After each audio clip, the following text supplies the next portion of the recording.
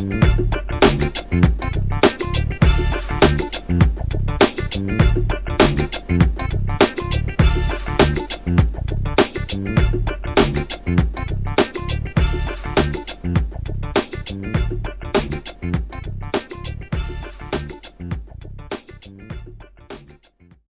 want to support Roland Martin Unfiltered? Be sure to join our Bring the Funk fan club. Every dollar that you give to us supports our daily digital show. There's only one daily digital show out here that keeps it black and keep it real as Roland Martin Unfiltered. Support the Roland Martin Unfiltered daily digital show by going to RolandMartinUnfiltered.com. You can make this possible.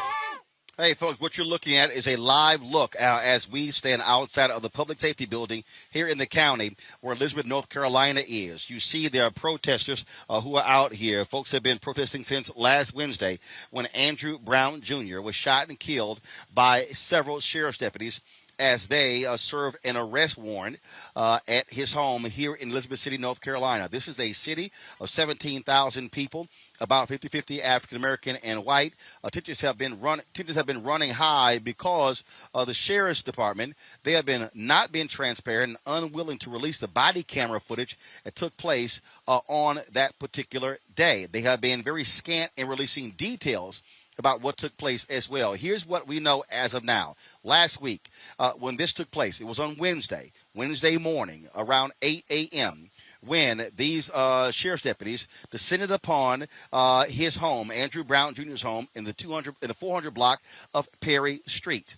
There was an altercation. They came out, guns blazing, firing shots into his car. He then tried to get away from them. He spun out, drove the car across the street, crashed into the tree in a neighbor's yard, and that's where he died. Now, today at 11:30 a.m., there was supposed to be an opportunity for the family and their lawyers to actually watch the body camera footage. That was the agreement with the sheriff. They got here at 11:30, but it wasn't ready. They were told they had to redact the video, blur the faces of the officers involved. That was the first issue. Then what took place, they came back at 1:30. They were supposed to see the video. Then there was drama as to who would be allowed to see the video. They tried to say only one or two family members. Then the county attorney would not allow the actual lawyers in. He then asserted only attorneys who are under the jurisdiction of the North Carolina Bar Association, they could go in. Folks, that's actually unheard of. There was a news conference today where Ben Crump, Bakari Sellers, and others, the other attorneys, were angry with what took place. They said they've never seen anything like this before. Here is a roundup of that news conference here in Elizabeth City, North Carolina. We want to say on the record from the onset, we do not feel that we got transparency. We only saw a snippet of the video when we know that the video started before and after where they showed the family. And they determined what was pertinent. Why couldn't the family see all the video? They only showed one body cam video, even though we know there were several body cam videos if they were following the law and the policy in this county that everybody has video cameras on their uniforms. Furthermore, and you're going to hear from Attorney Sellers and Attorney Daniels on this matter, to add insult to injury, they wanted to have just the two family members see the video with no legal counsel, as if they did not have a right to have their legal counsel present when they watched this execution of their loved one. And we have to keep demanding transparency because we do not feel what the county attorney offered was transparency at all. And so it's very emotional, not only the video, but how this family was disrespected, even in the aftermath. You talk about insult on top of injury. But be not dismayed. the truth will come out. The video will be seen by the public, and we will get justice for Andrew Brown Jr. These police officers will be held accountable. We want to highlight. I want to highlight the disrespect to this family. I want to highlight the broken system of justice we have in this country. As we're going through this process, we told the family that they would have their attorneys in there as some comfort. We went back and forth, and I just want you to say I've never been talked to like I was talked to in there. Wow. I don't know his name, but Mike Cox. That's his name. I went to the back, and I know that we're live on the news around the world, so I will say that Mr. Cox told me, a grown black man, that he was not fucking going to be bullied. Wow. And so I walked out, and I want you to know that the sheriff was very, very apologetic and diplomatic. The sheriff wanted to make sure that the family saw the video, but it was the county attorney that gave us this back and forth. But let's not focus just on the disrespect shown to me. Let's focus on the disrespect shown to this family. One body cam, 20 seconds in execution. One body cam, 20 seconds in an execution. And so with all due respect, I know there were a lot of people who thought last week's verdict was justice, and I told you then it wasn't justice, because we still can't get justice and accountability today. I'm only going to be brief because I'm hot right now. But I do want to say a special prayer goes out to this family. Because Khalil saw his father executed. But he's been the strongest one of us all. Yeah. So lift him up in your prayers. Amen. And then, as we say in South Carolina, I know we in North Carolina, to the county attorney and everybody else, bless his heart. This family had a fundamental right for transparency that was denied by the county officials of Pasquotank County, specifically the county attorney, because he don't know how to interpret the laws of North Carolina. His position that you had to be an authorized, a licensed attorney in the state of North Carolina to represent folk. I offered him the ability to read the state bar rules, the rules of the bar. He didn't want to read it. We offered the attorney general to him. He didn't want to talk to him. We offered the governor. He told Bakar he's not going to be bullied. 20 seconds. 20 seconds is not transparency when you got multiple officers gunning down a man with his hands on the steering wheel and trying to get away. We will have justice. We will have justice. Let's be clear. This was an execution. Andrew Brown was in his driveway. The sheriff truck blocked him in his driveway, so he could not exit his driveway. Andrew had his hands on his steering wheel. He was not reaching for anything. He wasn't touching anything. He wasn't throwing anything around. He had his hands firmly on the steering wheel. They run up to his vehicle shooting. He still stood there, sat there in his vehicle with his hands on the steering wheel while being shot at.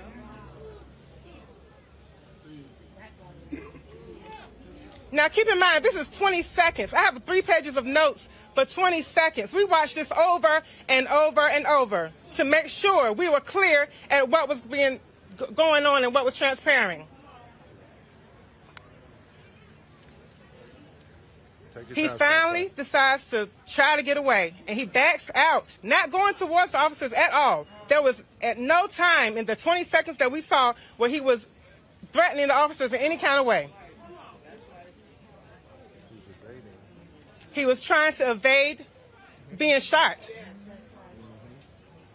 So he backs out, not forward, but backs out away from the officers who still shooting at him, yelling, "Stop it, motherfucker, goddamn motherfucker." constant obscenities being yelled at him while he's being shot at in the driveway of his home in Pasquotank County, North Carolina.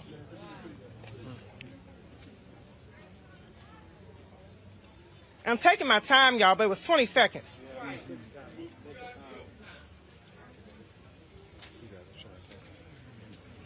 He finally backs out, and then he goes around to get out of danger. He goes around, still avoiding any interaction with the officers, still trying to make sure he did not threaten them in any way, that they were not in danger in any way. He backs out, goes around them, and they're still shooting at him while he's driving off. He drives off, the car runs into a tree, and they are still running behind him. Let me make sure I get this right with these guns that were there. Bushmaster AR-223s and Glock 17 handguns. It was numerous. So that was assault. Numerous assault rifles were at the scene.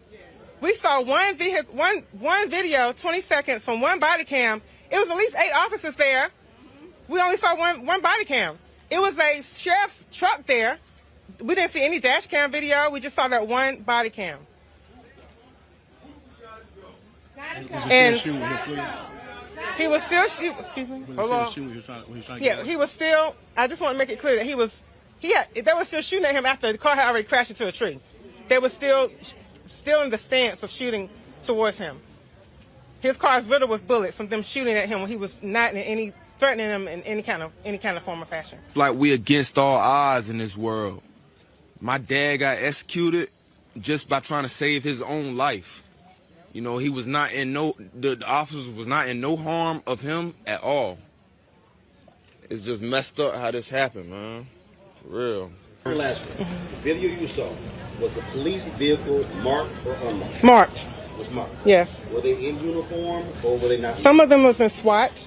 Some of them had on jeans and khakis with the upper part in uniform. In the audio portion, did you hear them identify themselves? Did you hear them say to him who they were and you need to stop? They had cut that part out. 20 seconds, we didn't get a lot.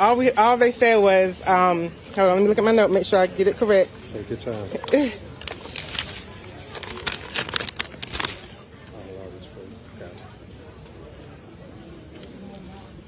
Second one, guns drawn pointing at him while his hands are on the steering wheel. Let me see your hands. His hands were on the steering wheel. It was at least 5 on the driver's side pointing the guns at him. Let me see your hands. That's what it started at the 1 second mark. So you did not see the beginning, them driving up? No. You see that? No. The beginning of this video was them standing, with guns pointed at him. Yes. Shots were already being fired. Shots already been fired by the time we saw it. And then someone was running from the other side of the street, another officer. So you not before, but what you saw, as soon as the video starts, you already hear shots? Yes. And to my understanding, the body cam that was shown was an officer furthest away, not the officers who were right in front of him. Right. So that's the body cam they showed. So there were 5 cops standing on the driver's side. You did not see the body cam driver's side. from those 5 cops. That was on vantage. No, we didn't see that. So what was the vantage point? Behind the car, side of the car? On the side of the car, running across the street. So they were running. He was running. The officer that we saw. From the other side of the truck. Right. So it wasn't any of the ones who were shooting? He was shooting too at some point. But he's further away. Yes. Yeah. In the video started with the shots coming. It was an execution in Elizabeth City from second one. Yeah, let me just help you all answer the questions about the discernment between what was shown and what was not shown. Yeah. You got to ask them. All right, folks. It was, of course, again, lots of confusion there. The sheriff's department, the county, not being forthcoming at all. All right, folks, back to that Roland Mark Unfiltered video in just one moment. It's time to be smart. When we control our institutions, we win. This is the most important news show on television of any racial background. Y'all put $2, $3, $4, $5, $10, $15, $20, $30 on this and keep this going. What you've done, Roland, since this crisis came out in full bloom. Anybody watching this, tell your friends. Go back and look at the last 2 weeks, especially of Roland Martin Unfiltered. I mean, hell, go back and look at the last 2 days. You've had sitting United States senators today, Klobuchar and Harris. Whatever you have that you can bring to Roland Martin Unfiltered to support it, please do, because this information may literally save your life. Watch Roland Martin Unfiltered daily at 6 p.m. Eastern on YouTube, Facebook, or Periscope, or go to RolandMartinUnfiltered.com.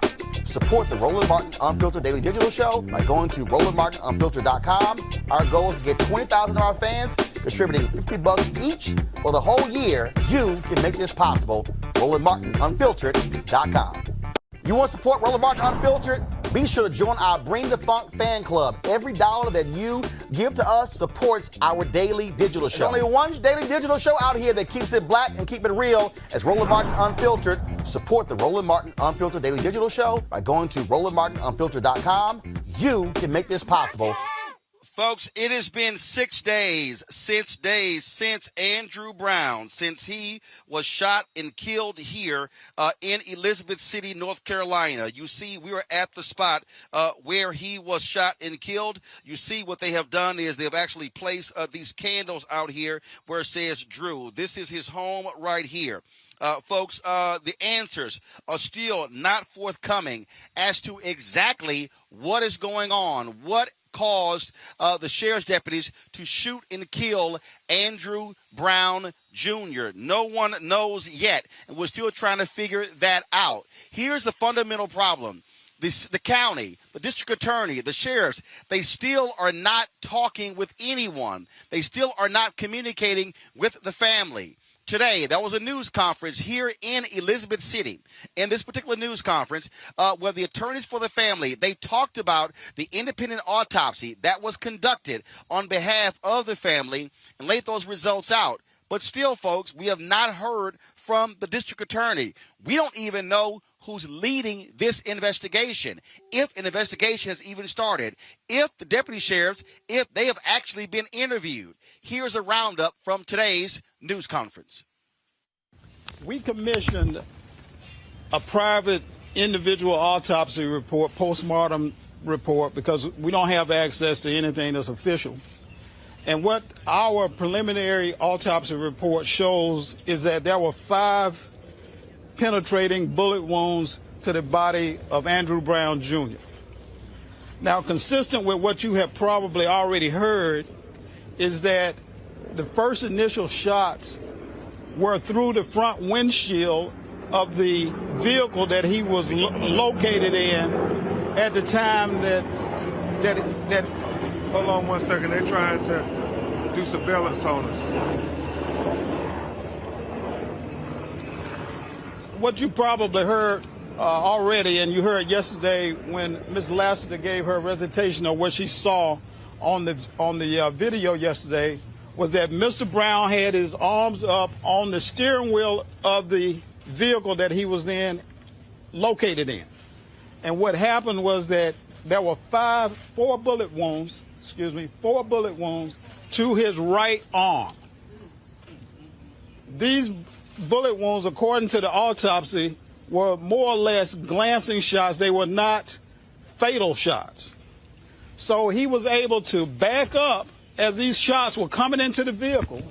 He was able to back up, turn the vehicle around, spin off across a vacant lot, and at that time, he was hit in the back of the head here, and that is the fatal bullet wound that was described in the death certificate as a penetrating bullet wound to the skull. And that was the cause of death, that was the manner of death by gunshot.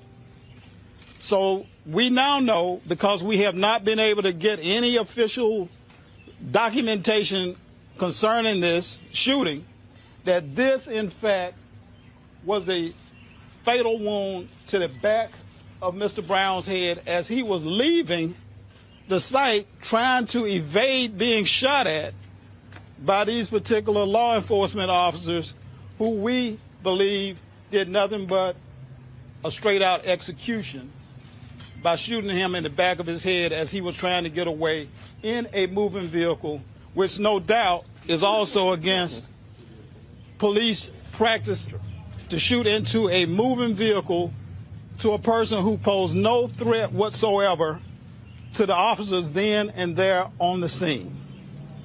So in summary, his death was caused by these officers with a bullet wound to the back of his head that caused him to lose control of that vehicle and crash into a tree. And I think once the video actually comes out, we're going to also find out that there were shots into that vehicle after it crashed into the tree and after he had been hit in the back of the head.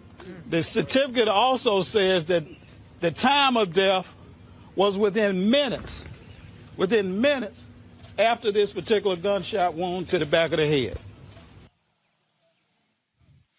Folks, if you see exactly what is going on here, again, Henry, go to the drone shot. So, folks, what you're seeing is an overhead shot right now of this scene here, and what you're seeing right here is you can actually see the tire tracks, and so you can see me down here. These are the tire tracks that are right here. Here we come back to me. So, folks, this is what he was describing. Where I'm standing, literally, Andrew Brown Jr. was pointing in at that particular direction right there. Let's actually go back to the drone shot. What you'll see, folks, is you see where the black truck is. The police came down that particular street and they pulled up where our tent is, where our Roland Martin Unfiltered tent is. And according to the attorney you just saw, that was a tent. Okay, then they parked right there. You can come back to me. Brown was literally in this spot where I am standing in his vehicle then when they came in. And so what then happened was shots began to get fired. What they then did was he tried to run away. Let's go back to the drone shot. What you'll see is you'll see the tire marks. You see the tire marks where he basically backed up. And what I'm going to do is I'm going to bring the drone down so you can actually see even more so these particular tire marks to understand exactly what took place. And so you see right here, you can actually see visibly where you have those double tracks right there. Okay, you see those double tracks where he basically spun out in that direction. That's why you see the mud splattered up against the wall. And then, of course, he came out. And then what he then did was he drove across the street. So just to give you this particular vantage point, I'm going to do this here. Here you can come back to me. I'm going to spin this drone around so people can actually see from this particular perspective right here. Going to show this here. And so this, let me go pull up here. Okay, it's all good. Just take the drone shot. So here's what I'm going to do. I'm going to spin it around. And so this is the direction right here. You will see. So he's went in this direction right here, and that's the home of Michael Gordon. I got it wrong yesterday, so he told me, he said, you got to get it right. And so basically what Drew did was, and let me just sort of simulate this, folks, for you, if you will, and that is he was basically coming in this direction. He was basically coming in this direction. Then all of a sudden, his car was coming across here. His car is coming across here. They continue to fire the shots.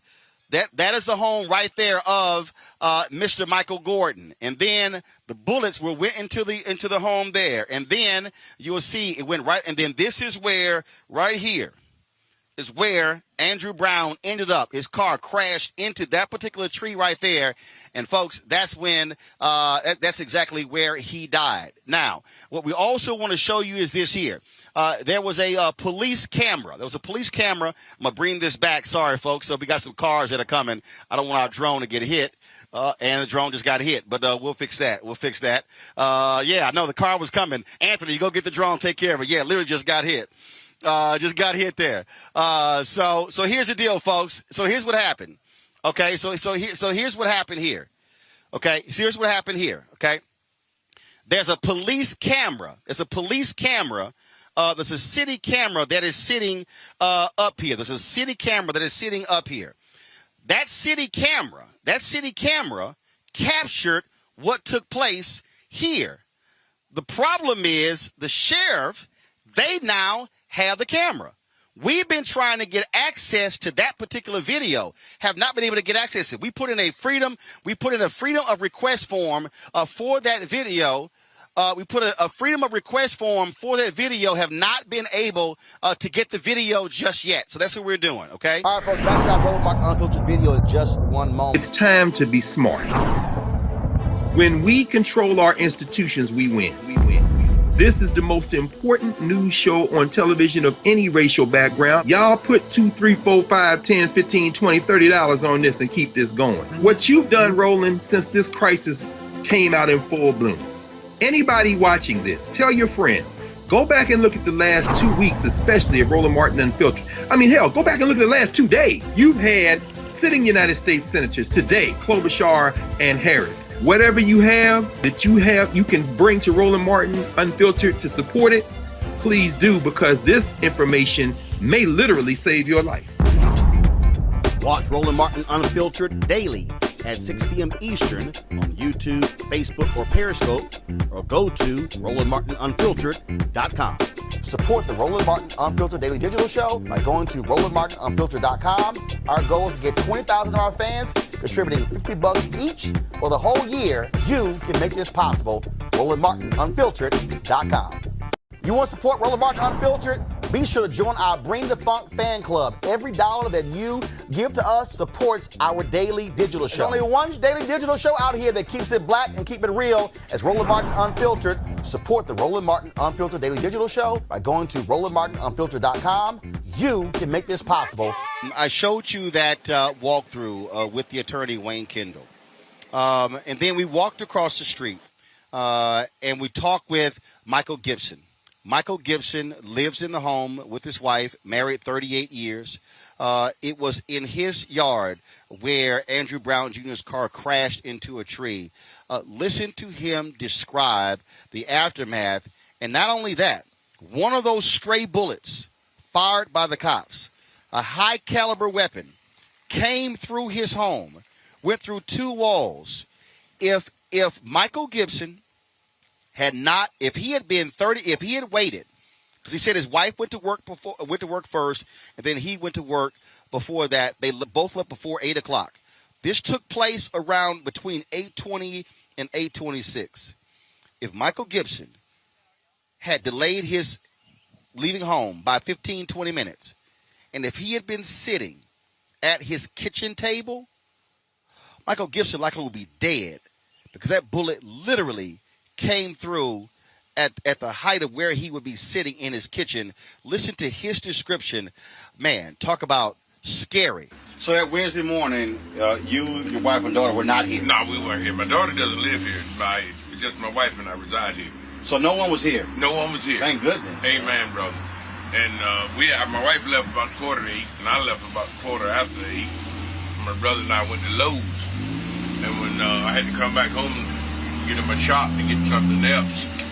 So when we got coming from down Lowe's, coming down Patrick and Roanoke, they told us that we couldn't come in, that we had to find another way to get in. So we left and went back out of Roanoke, come back through, went down Walk Avenue, got to Walk Avenue, still couldn't let us in. Said something had happened. But when I got down and turned on Ray Street, one of the young ladies that used to live in that house, she told me, said that they had just shot Drew. And I'm like, who is Drew? You know.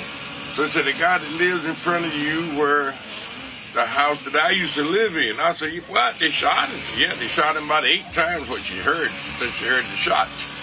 So my brother and I said, look, man, let's go on to what we got to do. So we went and started working. So when I'm working, my brother and I, we don't keep our phones with us. We leave them in the truck. So when we did knock off, it was about maybe 1:15. And I had about 36 missed phone calls. My brother had break many. So he called his wife. Well, his wife called him and told him that I needed to get home. Mike needs to get home because they done shot in his house. So I'm like, shot in my house?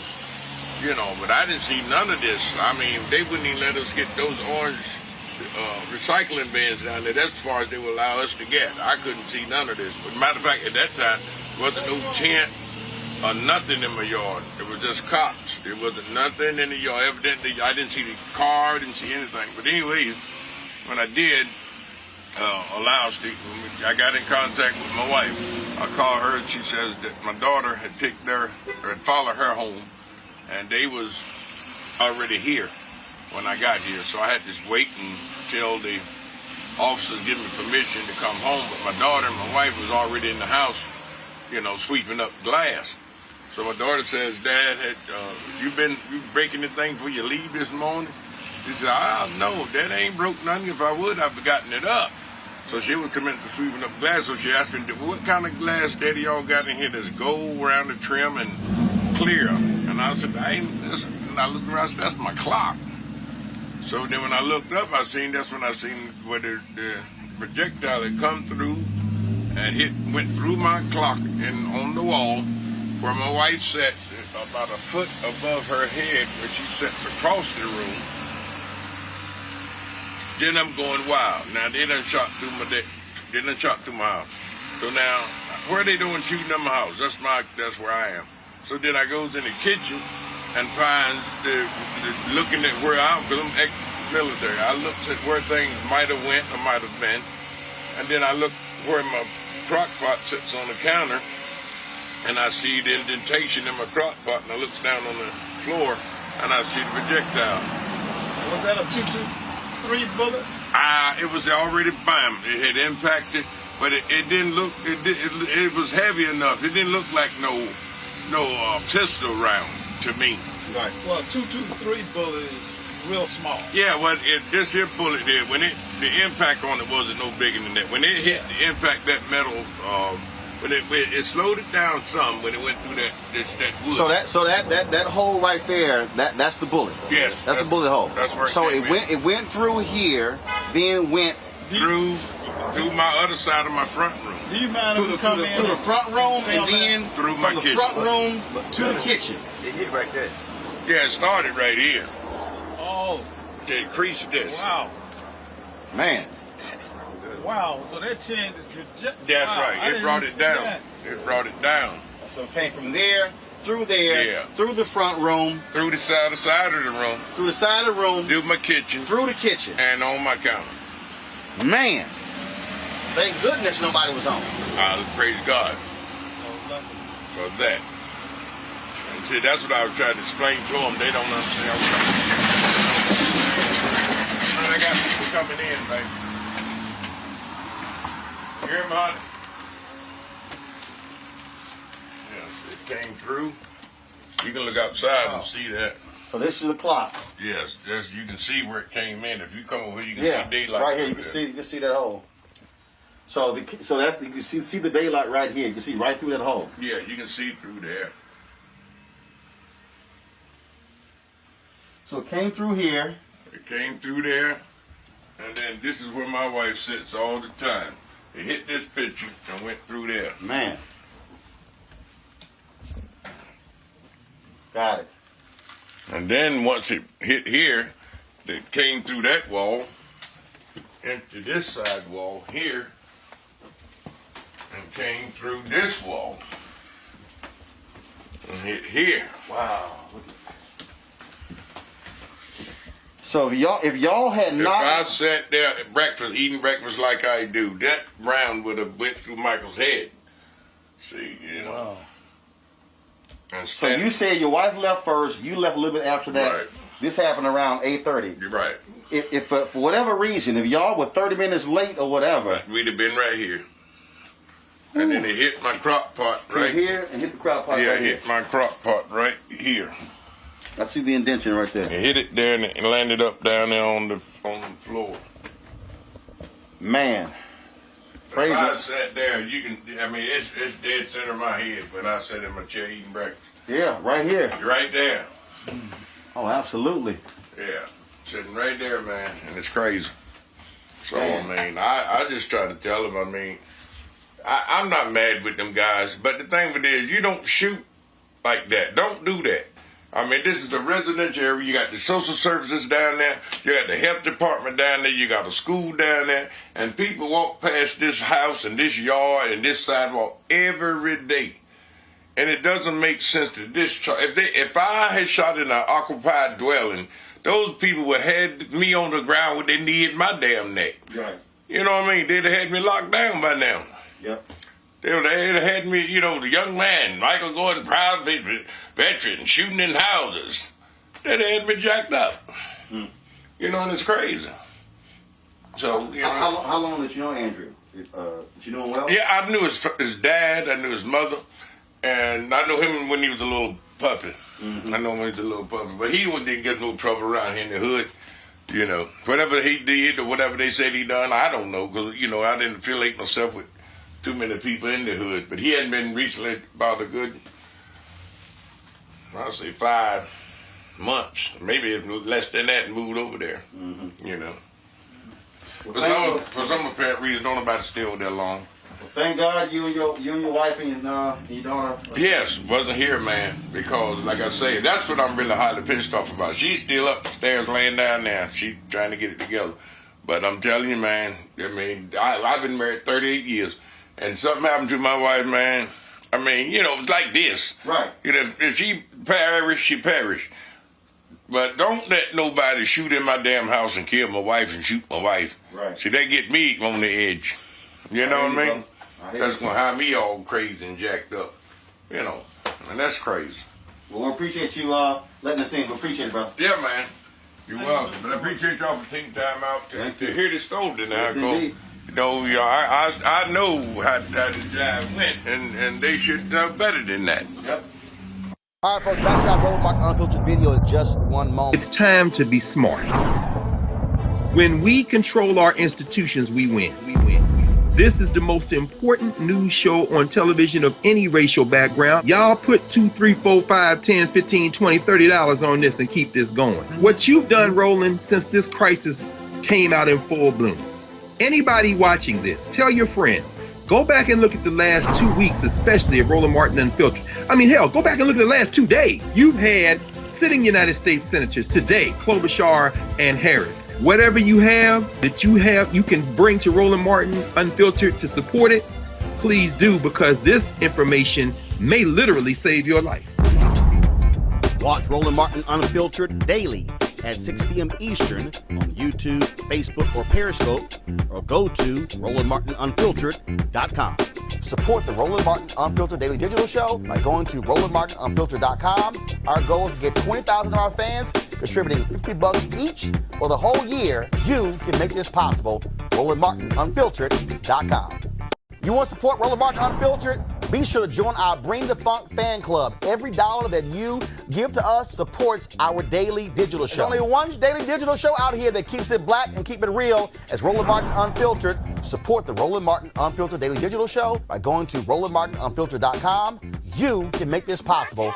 Have you ever heard anything like what you heard today, Bernarda, where the county attorney says you can't if you're not under the jurisdiction of the North Carolina bar, you can't come in, and then only releasing 20 seconds of the video. The actions out here have been just astounding. Roland, that first part is so shady. I have never heard that in my life, and I've been practicing law, for 16 years, and I was a prosecutor for 16 years. That's the first I ever heard of that.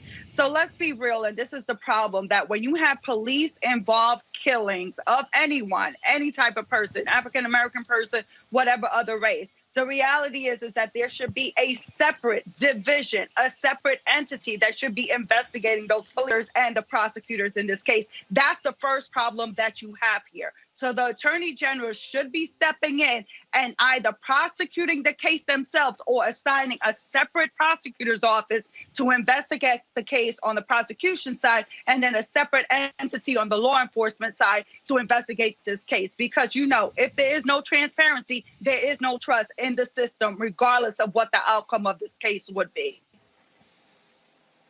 But in my conversation with Reverend Dr. William Barber, Bernarda, the AG just simply can't take it over. He has to be actually asked to take it over by the district attorney. The problem here is that the DA is missing in action.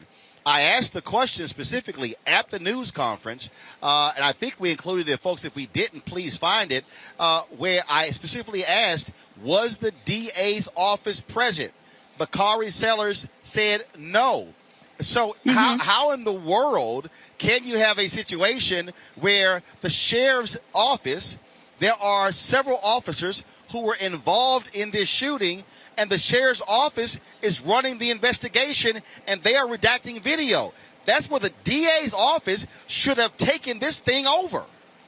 Absolutely, Roland. This is pure nonsense. And I thank God that you are out there at the very beginning and showing you this nonsense, showing us this nonsense so the people can actually see. That prosecutor for that county is elected. So for the citizens of that county, where's your prosecutor that you elected? Where's the person that you put on charge to be held accountable for any crimes that take place in your jurisdiction and your county? Where are you? This is a shame to all prosecutors. That person is making the prosecutor's office look bad. That person is the prime reason why there is no trust with prosecutors or with law enforcement. That is a shame right there. Julian Malveaux, you spent time here in North Carolina, as I said, President Emerita of Bennett College. And in my conversations here with people who are here in Elizabeth City, one of the things that they've said is that in many ways, black folks here have been ignored. And in fact, I talked to the president of the NAACP chapter, and he said, rarely do we even get North Carolina news here. Last night, I was watching television. I saw more Virginia television commercials than I did from North Carolina. And they said that they are often ignored. They are often not paid attention to. News media here does not really focus on them as well. And so they said it's important to have national voices shining a light, demanding these answers, because otherwise they will just simply ignore them. In fact, it's media organizations that are going to court on Wednesday to try to get the body cam footage released. You know, Roland, Carolina is a very interesting state. There's aspects of it that are rather progressive, but aspects that simply are not. There are some parts of it that are back in the 19th century. And in terms of crimes against black people, often basically shoved under the rug. I could tell you stories, which I won't. I think I've told you a couple of them before about, the differential justice that even our students got. So black students at Bennett and A&T were held to a much harsher standard than the Helen deficient. I mean, a couple of stories don't even bear on the air, except for one, where a young white boy actually defecated on a police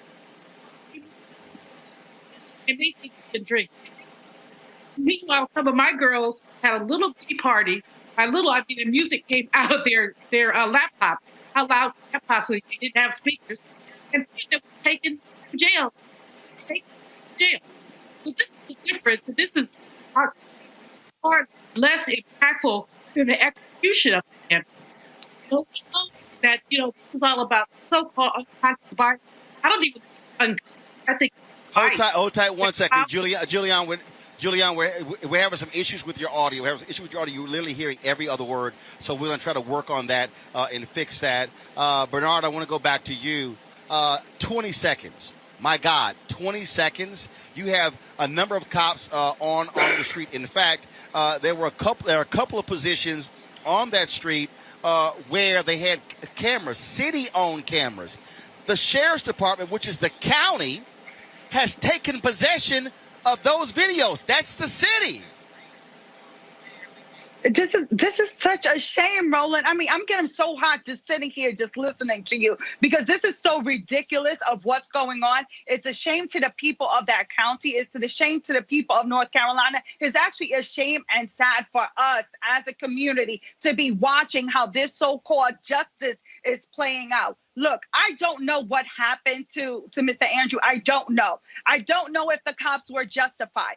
But the problem that I have with all of this is that there is no leadership, there is no transparency, and there's a whole bunch of shadiness that's going on. And that is not the way that the criminal justice system should work. That is not the way to get the trust of the community. That is not the way for the community to trust in you, the prosecutor, or to trust in you, the criminal justice system, or to trust in you in law enforcement. And that is the problem that I have. Where is the leadership? Where is the separation so there can be the appearance that there is no bias or that this investigation is not tainted? This is ridiculous. And let me just take it to another level, Roland, because in every state, there is the Victims' Rights Act. In North Carolina, there's the Victims' Rights act. So for this man who died, his family, his son has the right to know what is going on at every crucial level of this investigation and the prosecution, if any. And that is not happening in this case. And it is a shame and it is disgusting for that city to have to show off that this is what they have to offer. It takes people like you, Roland Martin, and Ben Crump, and the other media outlets to go out there to bring that information back to us so we can know what's going on and for us to talk about it so the change that needs to happen, we can start working on it. I think we've got Julian's audio taken care of. Julian, one of the things that folks were concerned about, first of all, and let's do this here, where we are now, again. So if you see Anthony, let's get the shot over here. So the protesters were over here. And supposedly counter protesters in support of the police were supposed to be out here. They didn't show up. There was also some concern of people here about Antifa showing up. And one of the things that they wanted to make clear, the folks here, that they have been peaceful. They've been peacefully protesting here since the beginning, but they want to keep the pressure going. And that's really important. Julian, this is one of those moments, I dare say, that if you have what people call oftentimes a sleepy town, this is one of those things that can wake a city up, that can wake a town up, much like what happened in Ferguson with Michael Brown. Absolutely. I think that oftentimes people swallow the injustice because it's not so vivid. This is very vivid. This man was shot, I don't know how many times, and it doesn't seem like anybody else does either, but multiple shots, unnecessary, didn't have to do it. And you see the outpouring of support from the community. This is personal. When someone says shoplifting or, noise pollution or whatever, that's not personal. People say, okay, well, those are young people, whatever. But this is really personal for a whole lot of people. And in light of the Chauvin indictment, Chauvin guilty verdict. But then last week after Chauvin, then we get this Anthony Brown situation. We get the other situation with the young lady in Columbus, Ohio. This is like if Black people were a stone rock. This is like hitting the rock, hitting it and hitting it and hitting it. And, years ago, Richard Wright, the novelist of Native Son, said, it's not that I have been lynched, it's that I know about the lynching, which is a threat to me. I think that every Black man has someone been shaken. I think that every Black woman with sons has been shaken. And not even with sons, just by yourself has been shaken. And so, yes, this sleepy town can wake up. If people keep it moving, and if the so-called law enforcement does not do the wrong thing. In Florida, they pass a law about defining what's a riot and what's a this and that. If the law enforcement people work with the protesters, this can be peaceful. All right, folks, back to our Roland Martin Unfiltered video in just one moment. It's time to be smart. When we control our institutions, we win. This is the most important news show on television of any racial background. Y'all put $2, $3, $4, $5, $10, $15, $20, $30 on this and keep this going. What you've done, Roland, since this crisis came out in full bloom. Anybody watching this, tell your friends. Go back and look at the last 2 weeks, especially of Roland Martin Unfiltered. I mean, hell, go back and look at the last 2 days. You've had sitting United States senators today, Klobuchar and Harris. Whatever you have that you can bring to Roland Martin Unfiltered to support it, please do, because this information may literally save your life. Watch Roland Martin Unfiltered daily at 6 p.m. Eastern on YouTube, Facebook, or Periscope, or go to RolandMartinUnfiltered.com. Support the Roland Martin Unfiltered Daily Digital Show by going to RolandMartinUnfiltered.com. Our goal is to get 20,000 of our fans contributing $50 each for the whole year. You can make this possible. RolandMartinUnfiltered.com. You want to support Roland Martin Unfiltered? Be sure to join our Bring the Funk fan club. Every dollar that you give to us supports our daily digital show. There's only one daily digital show out here that keeps it black and keep it real. It's Roland Martin Unfiltered. Support the Roland Martin Unfiltered Daily Digital Show by going to RolandMartinUnfiltered.com. you can make this possible. Folks, we have been talking to a number of people here in Elizabeth City. We've been talking to neighbors, again, folks who have been impacted. The bullet that went through the door of Michael Gordon right across the street here. We've been talking to individuals who grew up with Andrew Brown Jr., folks who have talked about the city councilman and so many others as well. And so we had an opportunity to talk with the head of the North Carolina State Conference of the NAACP, Reverend Dr. Spearman. He came by. They had a minister's news conference earlier today. We're going to be streaming that news conference of the pastors after today's show. And so for that news conference of the pastors, you can see that after today's show, but we had a chance to catch up with Reverend Spearman right here at the scene of the home. Here's our conversation with him. Reverend Dr. Spearman, y'all got together and you had a news conference earlier today. Talk about that. Yes, we gathered together. The clergy, the area clergy, had an exclusive meeting with them at 2 o'clock, and the attorney, Harry Daniels, was with us on hand to provide any answers to any questions that they had. But our goal was to mobilize the pastors in the area and any ministers that may have had interest in being with us, so that we can make sure that we set the narrative straight.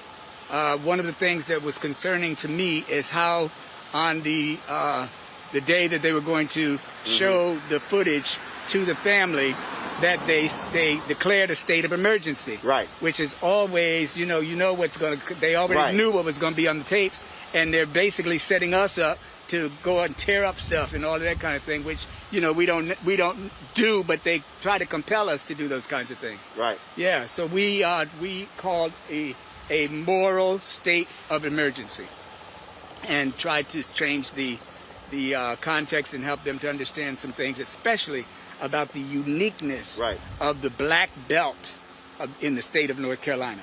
This is one of the original 40 pre-clearance counties in North Carolina that of course was eviscerated in the 2013 Supreme Court decision, Shelby versus Holden.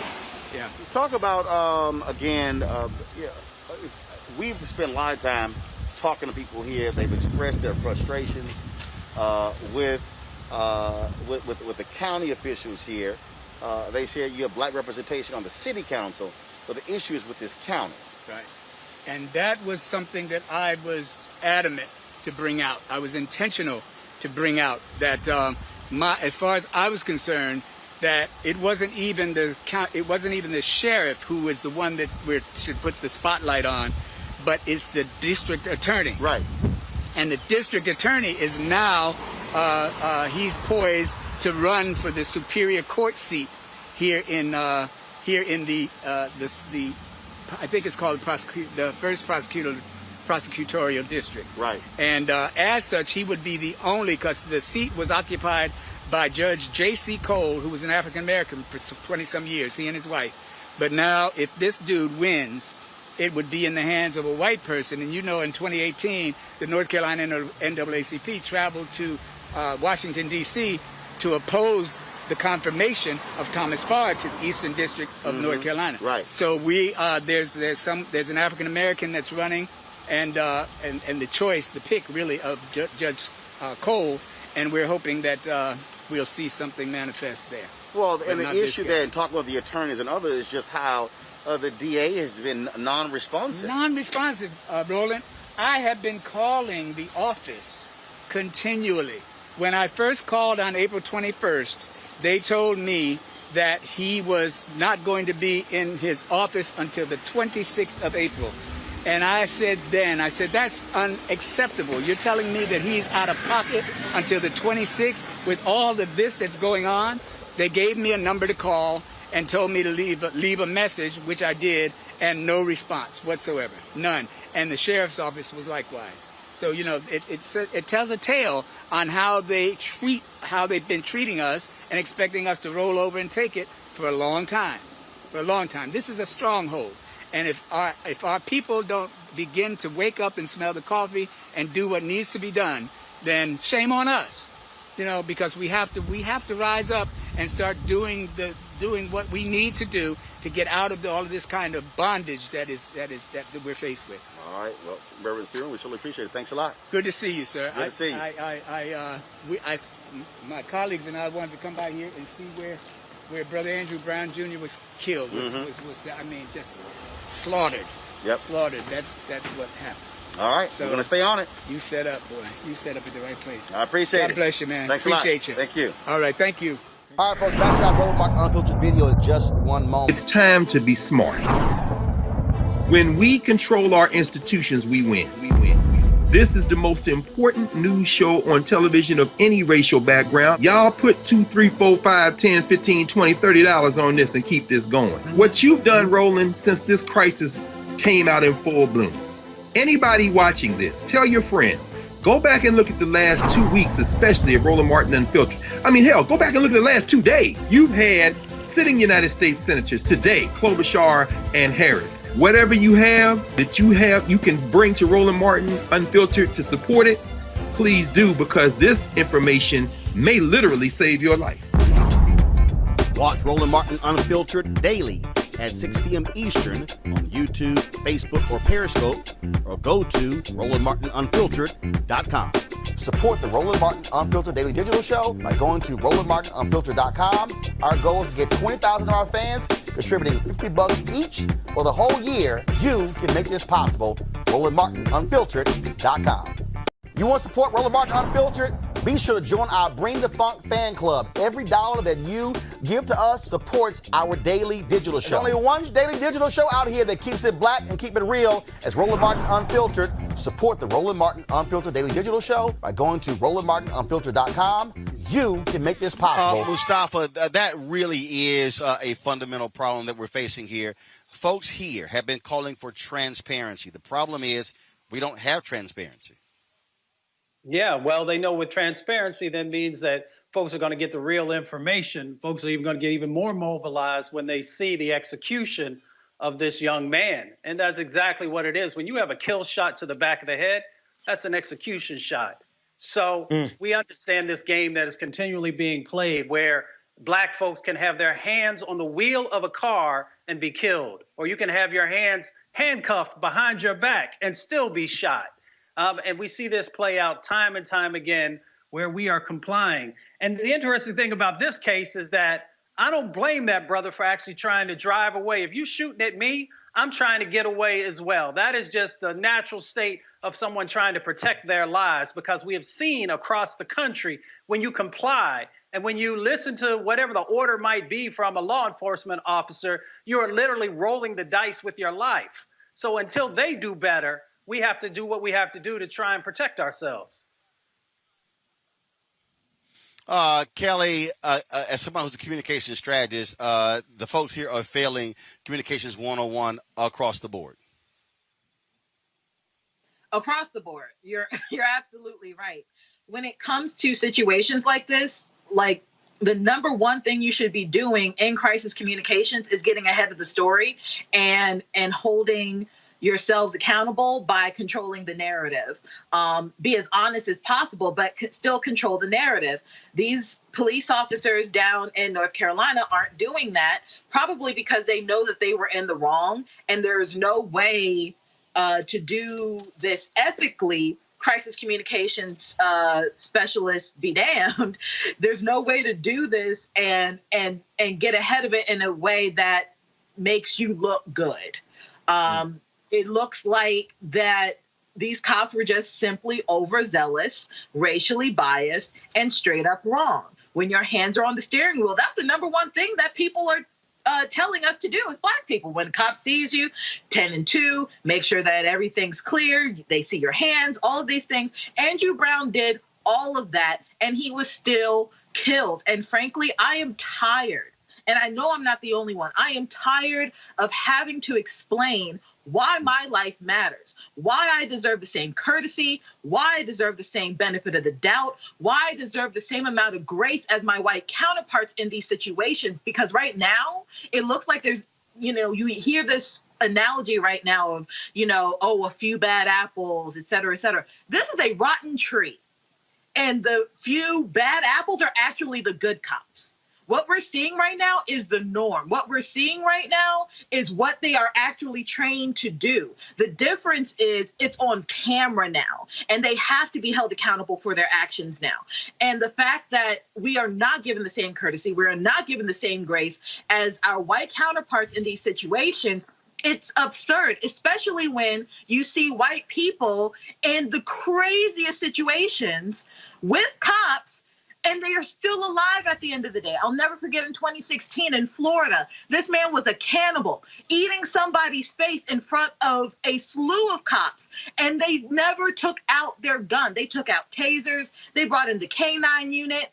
They took, it was tasers, K-9 unit, 3 deputies tackling him. He's still alive awaiting trial. And Ma'Khia Bryant is dead because she was allegedly defending herself. Andrew Brown is dead because he was trying to comply. It makes no sense that my skin is more dangerous than a white cannibal. All right, folks, back to our Roland Martin Unfiltered video in just one moment. It's time to be smart. When we control our institutions, we win. This is the most important news show on television of any racial background. Y'all put $2, $3, $4, $5, $10, $15, $20, $30 on this and keep this going. What you've done, Roland, since this crisis came out in full bloom. Anybody watching this, tell your friends. Go back and look at the last 2 weeks, especially of Roland Martin Unfiltered. I mean, hell, go back and look at the last 2 days. You've had sitting United States senators today, Klobuchar and Harris. Whatever you have that you can bring to Roland Martin Unfiltered to support it, please do, because this information may literally save your life. Watch Roland Martin Unfiltered daily at 6 p.m. Eastern on YouTube, Facebook, or Periscope, or go to RolandMartinUnfiltered.com. Support the Roland Martin Unfiltered Daily Digital Show by going to RolandMartinUnfiltered.com. Our goal is to get 20,000 of our fans contributing $50 each for the whole year. You can make this possible. RolandMartinUnfiltered.com. You want to support Roland Martin Unfiltered? Be sure to join our Bring the Funk fan club. Every dollar that you give to us supports our daily digital show. There's only one daily digital show out here that keeps it black and keep it real as Roland Martin Unfiltered. Support the Roland Martin Unfiltered Daily Digital Show by going to RolandMartinUnfiltered.com. You can make this possible. Well, how about this here, folks? Recently discovered Facebook post from the account of the judge who blocked the release of that footage suggests he is extremely pro-law enforcement. Shocker. In 2013, Judge Jeffrey Foster posted his support of George Zimmerman, saying George Zimmerman was found not guilty of all charges. He should have never been charged. The jury did the right thing. Fox News got it right again, and Nancy Grace has proven once again what an idiot she is. I'm now watching a bitter prosecutor rail and then deny it was about race. Shameful to the end. In 2016, he expressed his feelings against kneeling during the national anthem. And just last year, he posted this pro-police image, which is said to represent the thin line between life and death of police officers' face. All right, folks, back to our Roland Martin Unfiltered video in just one moment. It's time to be smart. When we control our institutions, we win. This is the most important news show on television of any racial background. Y'all put $2, $3, $4, $5, $10, $15, $20, $30 on this and keep this going. What you've done, Roland, since this crisis came out in full bloom. Anybody watching this, tell your friends. Go back and look at the last 2 weeks, especially of Roland Martin Unfiltered. I mean, hell, go back and look at the last 2 days. You've had sitting United States senators today, Klobuchar and Harris. Whatever you have that you can bring to Roland Martin Unfiltered to support it, please do, because this information may literally save your life. Watch Roland Martin Unfiltered daily at 6 p.m. Eastern on YouTube, Facebook, or Periscope, or go to RolandMartinUnfiltered.com. Support the Roland Martin Unfiltered Daily Digital Show by going to RolandMartinUnfiltered.com. Our goal is to get 20,000 of our fans contributing $50 each for the whole year. You can make this possible. RolandMartinUnfiltered.com.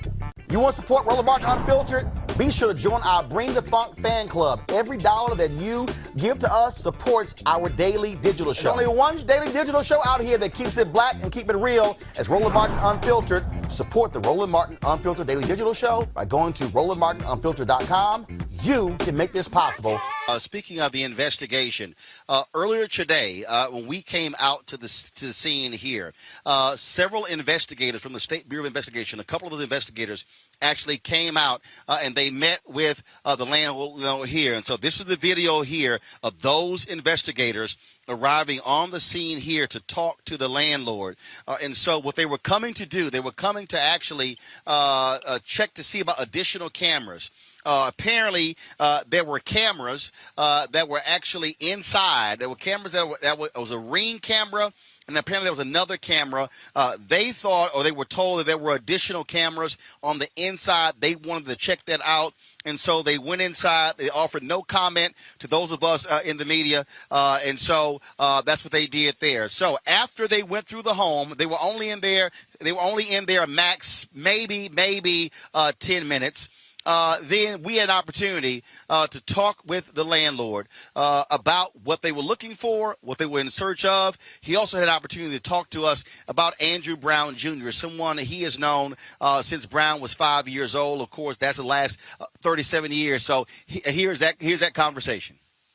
So, Andre, were those investigators with the State Bureau of Investigation? Yes, it was. And what did they talk to you about? They had received some information that there was some interior cameras as well as an exterior doorbell. They went in, they looked for the doorbell. Of course, it's gone. And they went inside to look for a camera in the kitchen, and it's also gone. And when you say it's gone, were those installed by you? No, that was installed by Mr. Brown. Mr. Brown told me himself that he had installed cameras at this residence. Because if you walk around, you see some of the windows are busted out. They were, this particular incident happened prior to. And they have pictures that there were cameras in front of the house as well as a Ring doorbell directly after the incident. So the cameras they were removed, who removed them? Now that I don't know. But I do know that the only people that was on scene were the investigators. When we were able to come on... the sheriff's office? The sheriff department, yes. And the FBI was here as well. But when we left, when we were able to come on the scene, the cameras were gone. So, and the doorbell was gone. So you don't know if FBI, that was SBI. Yes, so they didn't take them. So the FBI doesn't have them? No, sir. So it's either city, it's either DA, it's either sheriff's department. That's right. Who has them? It's investigation. Somebody in the investigation unit has those cameras. Gotcha. And so they, so that's what they were really looking for. Yes, sir. That's exactly what they were looking for. Gotcha. How long did Mr. Brown live here? About a year. About a year. Got it. Describe what kind of tenant. Oh man, awesome tenant. As I was telling the guys from CNN, is Brown came. I taught Brown basketball years ago. He was on my basketball team, and he used to always see me on the street. Hey, Simpson, rent me a place. No, I'm not renting you because you'll never pay me. You'll never pay me because I knew him, and I have a policy not to rent to people that I know. This particular day, he came to my office, and he cried. He said, "Man, I got to get my kids back." The social services has 2 of my kids at this city, 2 of my kids in this city. I said, "Man, I'm gonna give you a chance," and I did that. Not once did I have any problems with him. Quick story: he went to court. He was still living in a hotel. House was ready. The judge asked him, "Where you still living?" He told the judge he was still in the hotel.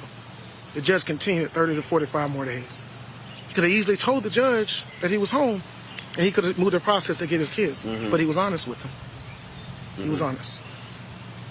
Certainly, a lot of people have expressed their feelings, the shock and dismay of what took place. How about you? Especially, that look, he was someone who lived here, and this community is still just outraged. The lack of information, the lack of transparency, not knowing who's doing what. The DA hasn't come out and said that we're taking charge of the investigation. That's right. No one actually knows who's actually investigating. That's right, and you won't know that. You don't know that until you put pressure.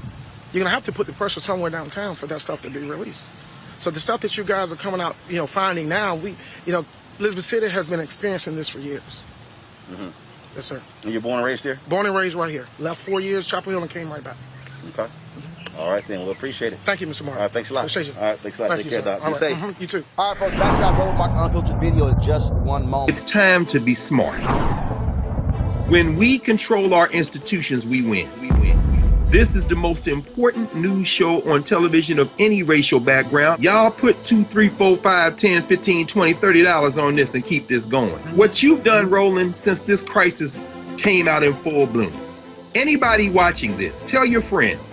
Go back and look at the last 2 weeks, especially of Roland Martin Unfiltered. I mean, hell, go back and look at the last 2 days. You've had sitting United States senators today, Klobuchar and Harris. Whatever you have that you can bring to Roland Martin Unfiltered to support it, please do, because this information may literally save your life.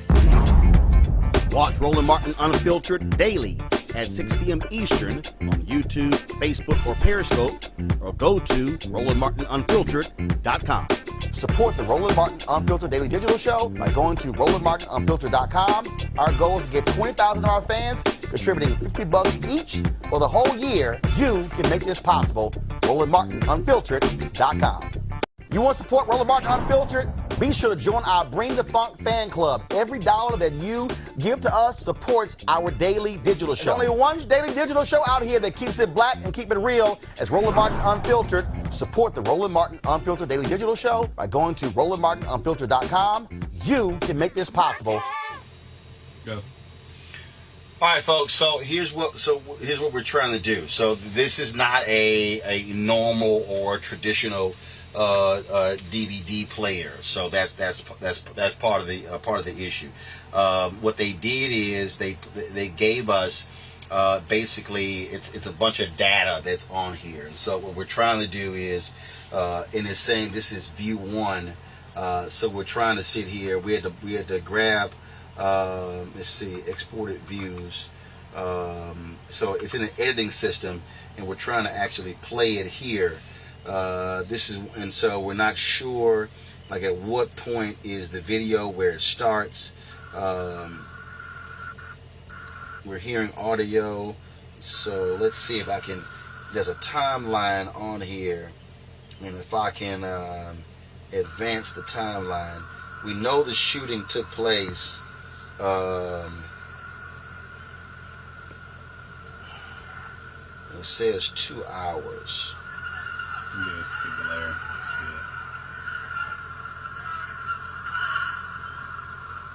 Now you can, yeah. So I know it's real hard. So we're trying to see. So they're black again.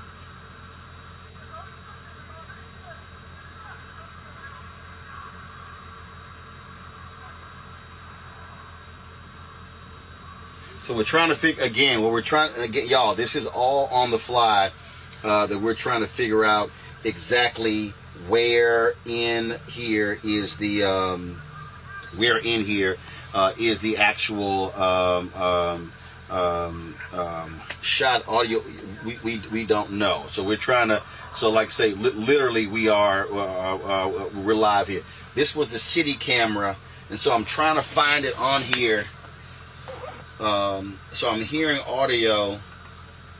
So I'm trying to advance it down the timeline here. It's camera. Alright, so we're trying to find it. Let me see if I can advance it. There's an ambulance here.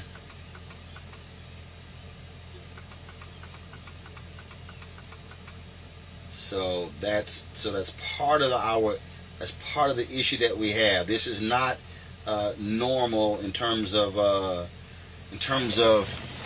how video is on here. So we're trying to actually find it for you on here to figure out exactly where the video is. So this says view 1. So I'm trying to go back out of here, folks, to see if we can actually find the proper view. And it says, like I'm seeing down here, all cameras in the view, Roanoke and Brooks. He's on Perry, so this is Perry Street, and so that's what we're trying to.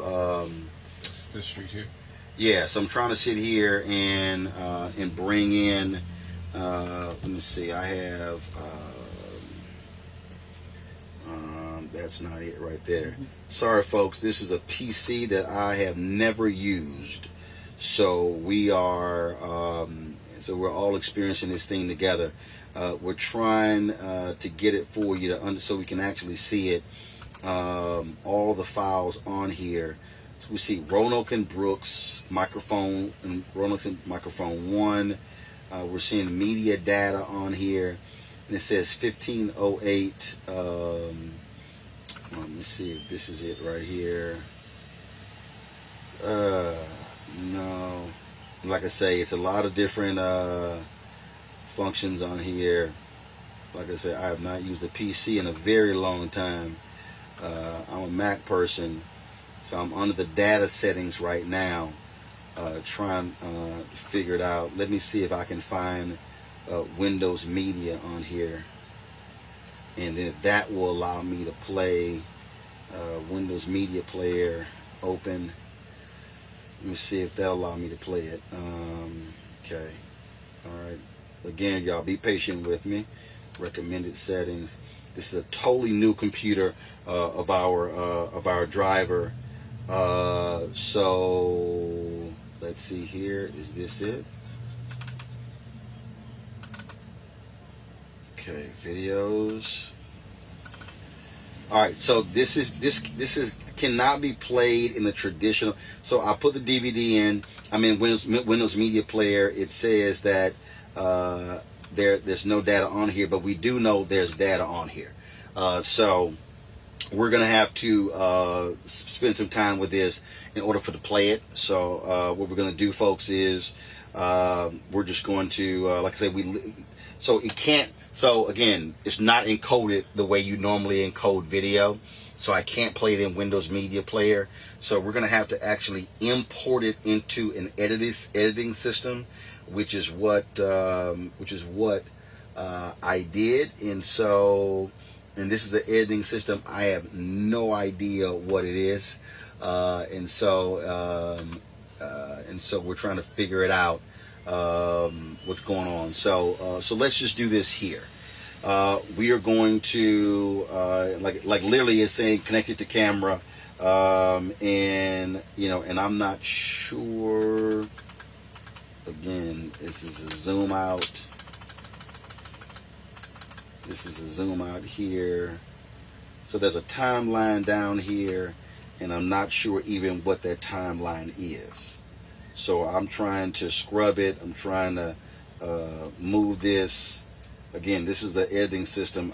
This is a system I'm not familiar with at all. So we're taking it back to the beginning of here. So and this down here says 2 hours, and then okay, let me try to expand this. Okay, April. So the shooting took place on April 21st. Okay, let me see if I can try to move forward. Sorry, folks.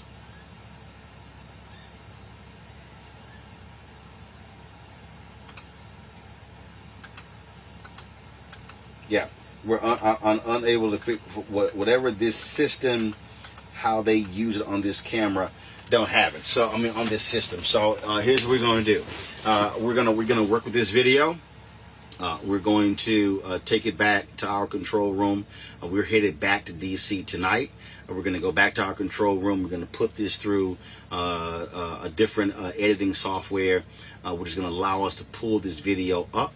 And then so on tomorrow's show, we're going to do a full breakdown of this video and show you exactly what it is showing. My apologies.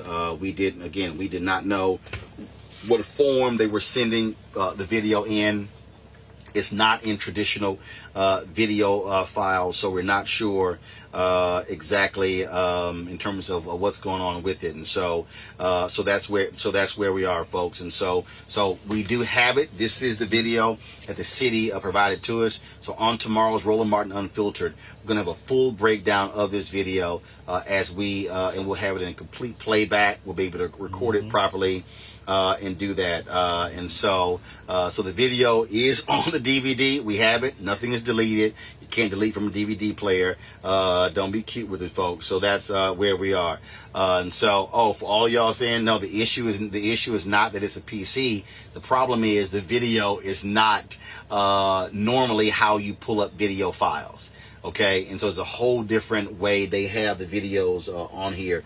You have to import them into an editing system, and that's what we have. So we're gonna sit here and handle this for you tomorrow. All right, folks, back to our Roland Martin Unfiltered video in just one moment. It's time to be smart.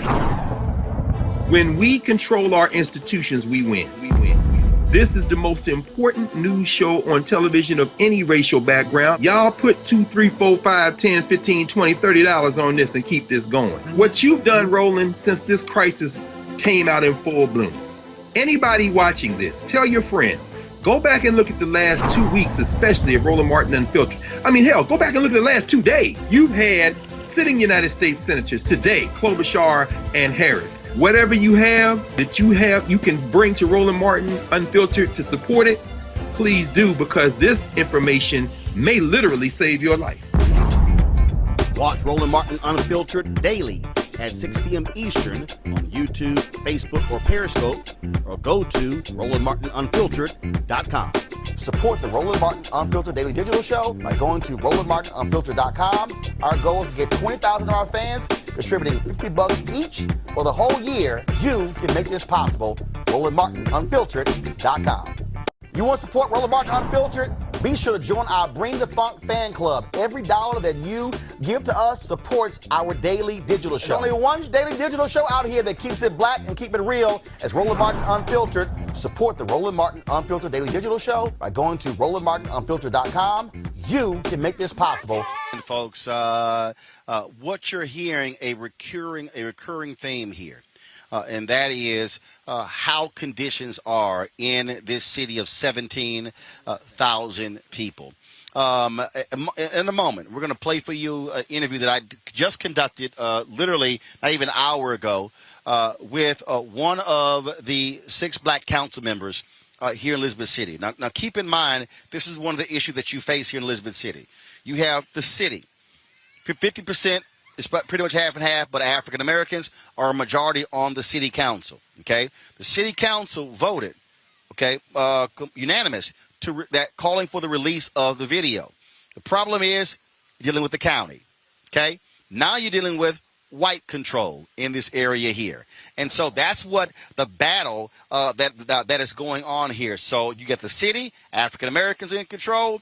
Now you got the county, whites are in control, and so the racial dynamic exist here. You've got folks who've talked about how the issues they've had with policing on the county side, but then you see a significant number of black cops on the city side. That's the dynamic that is going on here. Here is my interview with the councilman. Brooks, how long have you been the councilman here in Elizabeth City? 12 years. 12 years. And this is your ward? This is my ward. So let's talk about what you've been trying to do to change this city and change this county. Well, one of the things I try to do is get cameras so I can see the whole length of Roanoke, because the streets just come off of Roanoke. This is a busy highway, and you have a elementary school and a social service building and a lot of traffic. So I've been trying to get security cameras on this so you can see the whole length of Roanoke. And it's been a tedious process, but progress I hope to be making. So when you talk about that, security cameras, so we have the security camera here. We're going to walk down here and see that. So this here is the camera that the city that picks up. So the camera is pointed in 2 different directions, right? Yes. So this particular this camera here was able to shoot the video here. And what you're saying, had they got the cameras in that direction, it would have gotten the shooting from all angles. Exactly, because this camera goes down from here to that part of Roanoke. As I see it here, it look like it's showing down that end of Roanoke and that part of Perry Street. But from here back to where the elementary school is and social service building, I don't know if the camera can pick up from there. But if we had them there, because we had a break-in on a house beside the social service building a couple of months ago, and I was talking security cameras then. So if they had them then, it would have picked up all the video from when they landed in the tree, and this would have picked up over there, and we wouldn't have to go through the tedious process of trying to get the body cams from the deputy sheriff, the one that shot, and I say the term loosely, murdered this guy, because you're supposed to be innocent until proven guilty. Now the city. So this is a city camera. Yes. And they made us put in the Freedom of Information request to get it. Why hasn't the city just simply posted it so the public could actually see their video? That I do not know. It's just like when this first happened, and we should have released what we had, because the city, this is the 3rd ward, the city is part of the county. So to have the investigation along and let the family know that we are in their corner, we should have released what we know, and there was implications behind it, and that I don't know. Talk about how long have you lived here? Because you said you retired from the military and moved here. Yes, came back here in 1988. And so, give folks a sense of what this city is like when it comes to race relations, the relationship between the city and the county, because others have said that you've got significant black representation on the city council. The problem is when you have white control in the county level. It might be so, and I don't want to dig in that too much, but this is the only time that we have that many. We have out of 9, to include the mayor, we have 6 council people that's black and 3 of them that's white. So that's the first time we ever had those numbers. With the as far as the race relations, it's probably you in the South, so you're going to have those issues. But what happened is that I've never seen it, even coming up as a kid, to explode in the way that it has exploded now. That's not good. That's not good. So we need to bring the process along with it as fast as we can, but as thorough as we can, without the family having to experience all this pain with every heartbeat intensified. So that's what the issue. So to answer the question you asked me, it's probably some deep-rooted racism, but it don't come out, because this could have that look of racism too, because I don't know if you had any, I know that 7 supposed to have been on administrative leave, but the fact is that no one can absorb. It's almost as bad as them choking Eric Garner or them having a knee on George Floyd's neck.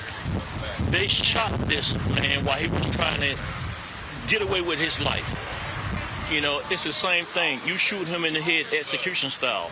What would have been the backlash if Chauvin had just turned George Floyd over and shot him in the head, execution style? You know, so we got to think on terms of that. That's bad. This is bad. This is not good. And in a small town, a southern town, I don't know how long it would take for us to recover from this, because this is tragic. Yeah. How problematic is it for you how silent the district attorney has been, and essentially the sheriff's office seems like they're investigating themselves? And and that becomes a problem. And I will listen at the attorney for the family. And what bothered me is that the way they say that the county attorney talked to them. And he talked to them as if they were somebody off the street, and they say they have never heard anyone talk to them like that again. That is a troubling thought, because you'll do that with someone that's nationally recognized, and the attorneys that have come down now. Imagine what the attorneys that's in this town, that's people of color, probably have to experience.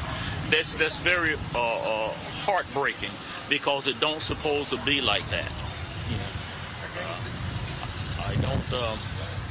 It's a loved one has lost their life, and in a sense like this, there's no doubt that the first step, when you don't have no solid evidence for what you did, you start trying to assassinate someone's character.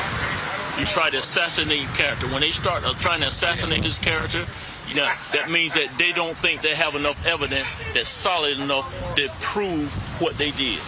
I really believe that, and that's my opinion. And I won't back off from it, because I've seen enough of it. And I tell you right now, I told them a lot of times, sitting on council for 12 years, I've been arrested 4 times. But I want to go through that, because we're off topic. But I think that was a tragedy, and it's almost a disgrace and disrespectful with the slow pace that they are trying to do the investigation. I believe in thoroughness, but don't let justice ride on the back of a turtle. and tell the family to maintain your patience, and tell these people that's supporting the family out there, some of them out there most of the day supporting the family, don't tell them to, okay, we want to be peaceful when pain is steady, intensified in your chest because you lost a loved one. All right. I appreciate it, sir. Thanks a lot. Thank you very much. Yeah. Let's just double check again. First name, last name. Michael Brooks, Councilman, 3rd Ward. All right. I got it. Thanks a lot. Thank you. I appreciate it. And that was, again, Councilman Michael Brooks there, and we certainly appreciate that. I think you see this recurring theme, Ben. You see that people here, and talking to other people, they said, hey, you know what? Folks here, they aren't very aggressive. They're not necessarily going to be out here acting upset. But people are also saying that this could very well be the catalyst to affect change. That district attorney, he's also running for a Superior Court judge against an African American. So I think what you're going to find is, where this all of a sudden could very well be an election issue for that DA. Absolutely. And you absolutely know that they're playing politics with this, because that's just the nature of the beast. But to play politics with the pain, like the council member Michael Brooks just stated, they're playing politics with the pain of family members who are grieving the loss of a loved one. And I think, to put it into even more context, we really have to understand that this is a long-standing game that has been played on the American people, on black people in specific, because we have been the recipients and the receiving end of the police state for so many generations. And we've seen time and again that no matter how much evidence we bring to bear, no matter what videos we see, we still have an entire institution of people dead set on making sure that we do not get justice. Absolutely. Got to go to a break right now, folks. When we come back, we're going to hear from a family in High Point, North Carolina, whose son was killed at a church 6 months later. No answers. We're broadcasting live from Elizabeth City, folks. Take the drone shot here. This is the scene where Andrew Brown Jr. Was shot and killed, and you see the community place these candles out here. These candles spelling out his name here in the driveway at Drew. So that's where we are. All right, folks. Back to our Roland Martin Unfiltered video in just one moment. It's time to be smart. When we control our institutions, we win. This is the most important news show on television of any racial background. Y'all put $2, $3, $4, $5, $10, $15, $20, $30 on this and keep this going. What you've done, Roland, since this crisis came out in full bloom. Anybody watching this, tell your friends. Go back and look at the last 2 weeks, especially of Roland Martin Unfiltered. I mean, hell, go back and look at the last 2 days. You've had sitting United States senators today, Klobuchar and Harris. Whatever you have that you can bring to Roland Martin Unfiltered to support it, please do, because this information may literally save your life. Watch Roland Martin Unfiltered daily at 6 p.m. Eastern on YouTube, Facebook, or Periscope, or go to RolandMartinUnfiltered.com. Support the Roland Martin Unfiltered Daily Digital Show by going to RolandMartinUnfiltered.com. Our goal is to get 20,000 of our fans contributing $50 each for the whole year. You can make this possible. RolandMartinUnfiltered.com.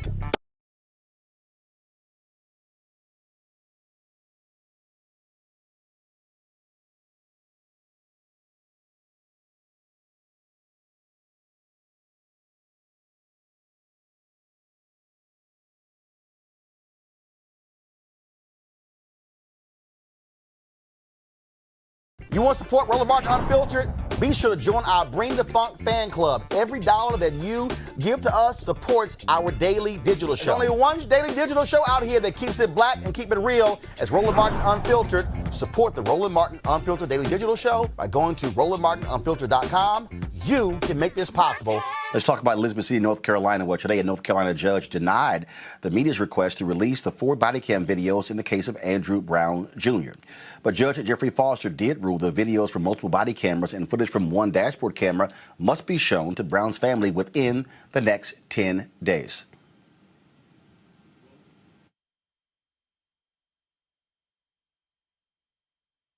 The court is going to find that with regard to the media's request for release, that The media is not a party contemplated under 132-1.4G for release. But if they were, and it was appropriate to release to them, the court undertook the analysis under G with regard to release of recordings and finds that there is evidence that the release would advance a compelling public interest. There is evidence that the recording contains information that is otherwise confidential or exempt from disclosure or release under state or federal law. The court finds that the petitioner is not a person requesting or seeking to obtain evidence to determine legal issues in a current or potential court proceeding. The court finds, number 4, that it would reveal information regarding a person that is of a highly sensitive and personal nature. Number 5, that the release may harm the reputation or jeopardize the safety of a person. Number 6, that the release would create a serious threat to the fair, impartial, and orderly administration of justice. And number 7, that confidentiality is necessary at this point to protect an active internal and criminal investigation or potential internal and criminal investigation. The court therefore finds that that good cause does not exist for granting the petition of the media petitioners, and therefore that petition is respectfully denied by the court.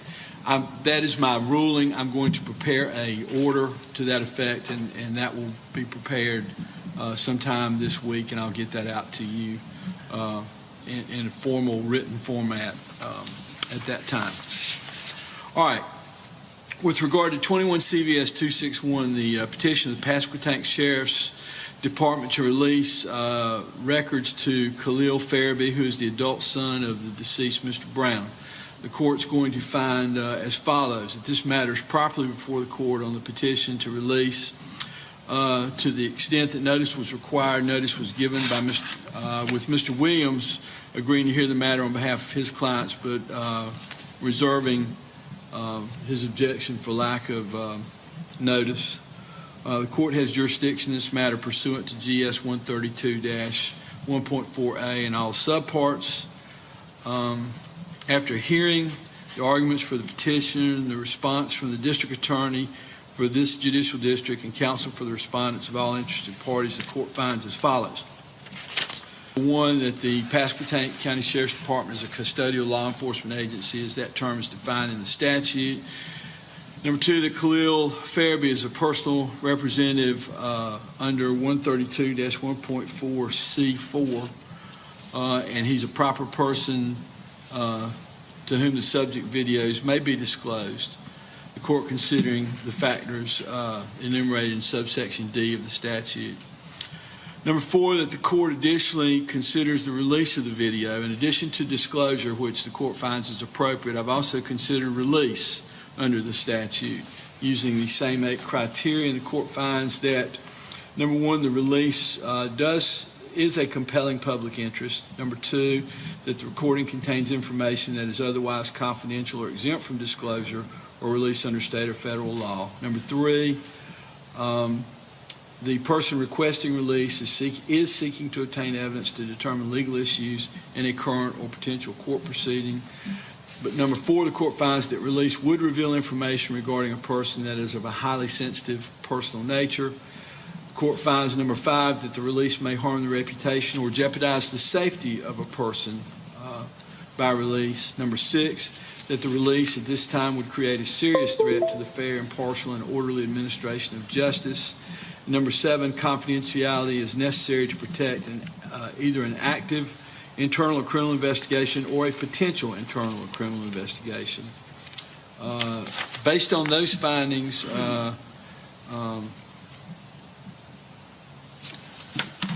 pending completion of the investigation and any decision regarding the prosecution of the potential defendant, the court orders as follows. That the 5 body camera videos be disclosed to Khalil Farabee and his immediate family within 1 degree of kinship, and 1 attorney licensed to practice law in the state of North Carolina. That is disclosure. That the video be held from release for a period of no less than 30 days and no more than 45 days. And that will allow completion of any investigation being undertaken by the SBI and by the District Attorney's Office in this county. Number 3, that the state is to notify the court when such investigation is completed, and the court in its discretion will consider at that time further release of the video based on the factors as they exist at that time. The disclosure of the video shall occur within 10 days, and the Pasquotank County Sheriff's Department is ordered to blur or redact all facial and identifying features of the officers shown prior to disclosure. That means facial features, name tags, any identifying information of those officers prior to disclosure. The court in its final order in this matter will specify the timeframes within which the video may be disclosed. In viewing the video, there were certain portions of the video that were conversations between officers, between superiors. I'm going to evaluate those videos, determine which portions are appropriate for release and or for disclosure, I'm sorry, and then we'll provide that in my order so that the videos can be properly prepared to be disclosed to the family. All that to be accomplished within the next 10 days. Judge Foster will reconsider whether to release the videos in 30 to 45 days after the State Bureau of Investigation completes its investigation and a charging decision is made. Also during the hearing, DA Andrew Womble claimed the video showed Brown hitting officers with his car. Also, the FBI is launching a civil rights probe into the death of Andrew Brown Jr. Joining us right now is one of the attorneys for the family, Harry Daniels. He joins us right now. Harry, this is it's very interesting what took place today. We live streamed the hearing, and I swear the DA sounded more like the defense attorney for the officers, as opposed to an impartial person whose job is to get justice regardless of who is involved. Roland, you're 100% right. I have the same impression. The district attorney is supposed to be the ambassador of justice. He sound like the defense attorney. I have never, in all my years of practicing law, saw anything that I saw today. The county attorney stands up, make a half effort. The district attorney gets up and he goes for almost 30 minutes as though he's the defense attorney. And the potential defense attorney for the officers, they kind of join in together against the county. Never seen that in my life. The judge said they must show this video to the family within 10 days. Is that 10 business days or 10 total days? And when does the clock start? Is it tomorrow? Well, in court, it's 10 total days. Courts don't have 10 business days. From 10 days, it can run through the weekend. It doesn't matter. 10 days is 10 days. So that means so who decides they get to see the video? The sheriff's department or the district attorney? No, pursuant to the statute, if you are a personal representative based on the statute, you get to see the video. So we have identifiable personal representatives pursuant to the statute, and those individuals will have the opportunity to see the video. Right. No. What I'm saying is, but who shows the video? Is it the DA's office or is it the sheriff's department? The sheriff's office. So today is today is the 28th. So they must, based upon that deadline, the family must see these videos by May 8th. That's correct. The judge said he had to look at some further redactions as relates to maybe communication, identifying people's name, and or obviously faces and name tags. But you got to remember, Roland, it's a video of these individuals driving up on a truck like a mob squad. So people already know who they are based on that video. And we're talking about a city of 17,000 people, and of course in the county as well. And so let's slow down.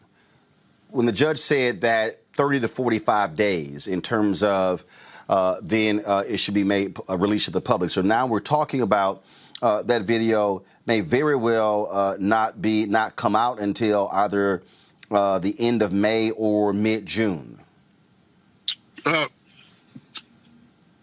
10 days, 45. I mean, well, no. So the 10 days is when the family gets to see it. I'm talking about when it may very well get released to the public. Yeah, that's correct. That's correct. It may be end of June, maybe July, and so there's no guarantee with that based on what the judge stated before in his order. The governor has called for a special prosecutor. Can you explain to our viewers and listeners exactly what the North Carolina statute is? Because I was talking to Reverend Dr. William J. Barber when I was down there, as well as today, and he said that the DA has to ask the AG to take it over. The AG simply doesn't have the authority to take it over. That's correct. Actually, I talked to the Attorney General, Josh Stein, a couple of days back, and he expressed to me that in North Carolina, the district attorney has original jurisdiction, and the Attorney General cannot take it over just because. The Attorney General more than likely will appoint a special prosecutor in order to do so. But in North Carolina, the DA has jurisdiction, and it has to be requested by the DA in order for that to happen. So that is correct. Are you and the other lawyers, are you asking this district attorney, Andrew Womble, to recuse himself and for him to invite in the state attorney general to take over this case?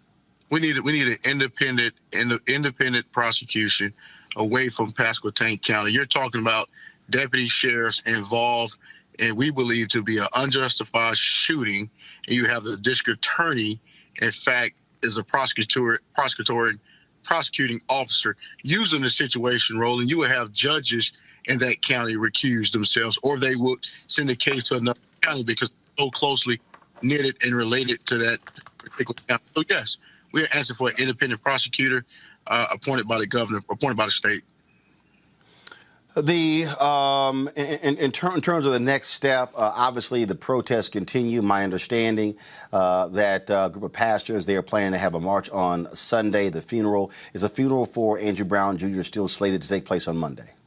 Yes, it is. It's still slated to take place on Monday. Monday, I believe, 12 o'clock. And one thing, Roland, I want to say that I listened to this district attorney talks about a car, a car making contact with one of the deputies while he was backing up. Well, Roland, he was backing up and the officer was trying to open the door. Officer's going to make contact. And if he went forward, it made contact again. What you did not hear is that Andrew Brown used that car as a weapon. Contact, weapon, two different things. Two different things. So let me get that very clear. And for this public to understand, Andrew Brown was shot in the back of his head while he was driving away. Bullets riddled his car in the rear while he was driving away. Point blank, that's the facts. The autopsy shows the bullet wounds in the back of his head. That's the fact. So this narrative, this cherry picking that this DA is doing, I don't know if he's trying to taint the jury, but that's his whole thing, that he didn't want to taint the investigation. They want to taint the jury. But the only person that was tainting the investigation and tainting the jury today was the elected district attorney, Andrew Womble. Here's the question. Who actually is running the investigation? We don't know. I mean, as far as investigation, they say the SBI is running the investigation. The FBI is in now for a probe as well. So you may have current investigations. One thing I would tell you that the county officials in Pasquotank County, as it relates to the county, the sheriff, and the district attorney, they are incompetent. The argument that I saw today from the district attorney, it was appalling and disgusting. Then the position he took to try to admonish one of the members of our legal teams based on the video that she was given, the 20 seconds redaction is appalling. He should have never done that. And we are in defense of her. She's truthful. She has character, and she's very professional. She has no reason to lie, to agitate. Ms. Lasser is a fine lawyer, point blank period, a fine attorney. So we don't know right now. We don't know if the district attorney is leading the investigation, if the State Bureau of Investigation is leading it. Is somebody going to come out and lay claim to, so we people know exactly who's doing what? When I was at the home of Andrew Brown Jr., where he lives, we showed the video yesterday. I interviewed the landlord. 2 investigators with the SBI stopped by there to try to see if there were video cameras that were on the inside, and those cameras were removed. And so, again, what's crazy is, who do you point to? Who's actually the folks to talk to? There's been no public statement. No one has come out to say, we are in charge of this investigation. If you have any information, contact us. Roland, what the SBI actually stated today in court, that they had no objections to the release of this video. If they are the investigatory body and they have no objection, why does the district attorney have objections? Wait, hold on. So in court today, the State Bureau of Investigation says they don't object to the video. The sheriff don't object, and the State Bureau of Investigation had no objection. They made no representation, but they didn't object. They had no objection to the release of the video. If the investigatory body, investigation, has no problem objecting, why the hell is the district attorney having a problem getting this video released out to the public? And to add to the point about these cameras that were located at Mr. Brown's house, well, the SBI is in charge of investigation. SBI said we didn't get any cameras. The landlord said, yeah, it was cameras there. So the question is, Roland, who took the camera? Yeah, and in fact, I talked to that landlord yesterday, and what he told me was, he said there were two cameras. There was a Ring camera, and there was a second camera. He said those cameras have been removed. He does not know who took the cameras and who possesses the cameras. Correct. And the SBI investigation, they're very interested in those cameras. I'm not making any suggestion on anybody else, but the only people who was on the scene at that time and security scene was the Pasquotank County Sheriff Office. So where's the cameras? Where's those cameras? They couldn't take the city cameras because the city maintained the custodial possession. Those cameras were released. They didn't take the cell phone footage after the fact where they drug Mr. Brown out of the car after they had shot him dead. But anything in close proximity, it's not there. The body cams, the dash cam, now we have the Ring, the doorbell cam, and the other camera is missing because the doorbell cam and the Ring cam is not a possession or footage by law enforcement.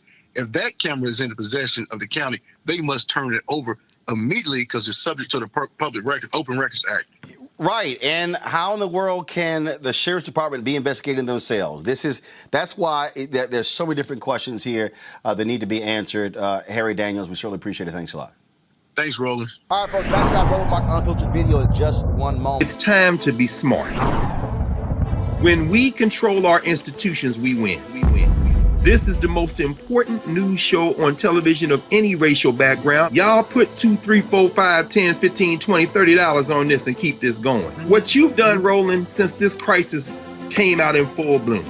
Anybody watching this, tell your friends. Go back and look at the last 2 weeks, especially of Roland Martin Unfiltered. I mean, hell, go back and look at the last 2 days. You've had sitting United States senators today, Klobuchar and Harris. Whatever you have that you can bring to Roland Martin Unfiltered to support it, please do, because this information may literally save your life. Watch Roland Martin Unfiltered daily at 6 p.m. Eastern on YouTube, Facebook, or Periscope, or go to RolandMartinUnfiltered.com.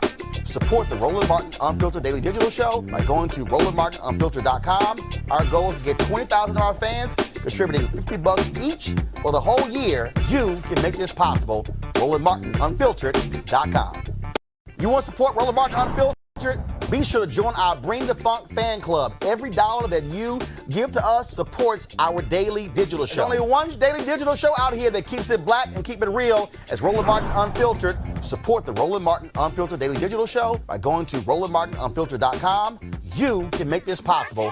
I'm real clear what we're facing, folks, and we just have to understand that. Let's go to North Carolina, where a sheriff has put 4 officers involved in the shooting death of Andrew Brown Jr. back on active duty. Sheriff Tommy Wooten announced he reinstated 4 out of 7 in the press release, stating, after reviewing the preliminary conclusions of the independent investigators conducting the internal review, and after carefully examining the body camera footage of the incident with my own staff, it's obvious that 4 of the deputies never fired their weapons and deserve to be reinstated to active duty. The other 3 deputies will remain on leave until investigations are completed. Now, recently discovered Facebook post. Now, first of all, before I go talk about the judge, I want you to go back to that statement, please. Pull it up. Here's what's a trip here, Jason. Mm-hmm. He says, after reviewing the preliminary conclusions of the independent investigators conducting the internal review. First of all, the sheriff has never announced who these independent investigators are. So how do we know they're independent? Mm-hmm. Right. Like, seriously. Right. I mean, like we don't know. I don't. Who the hell are the independent people? Mm-hmm. Right. I mean, and that's the thing with this whole situation is the fact that there's no transparency. You know, they show a little small, what is it, a 30-second clip to the family? 20 but seconds. They don't show them, 20 seconds. You know, 20 seconds. They don't show them the larger context. The family is not allowed to do, they're saying they did a careful review. Why can't the family, or at least their attorneys, go in there and also do a careful review? Transparency is key. And particularly if you're trying to gain the trust of your community as a police executive, one of the first things you should be concerned with is transparency. And it's completely lacking here. He's like, yeah, we had some folks look at it and I looked at it. So I'm just going to absolve, you know, more than half of the officers involved.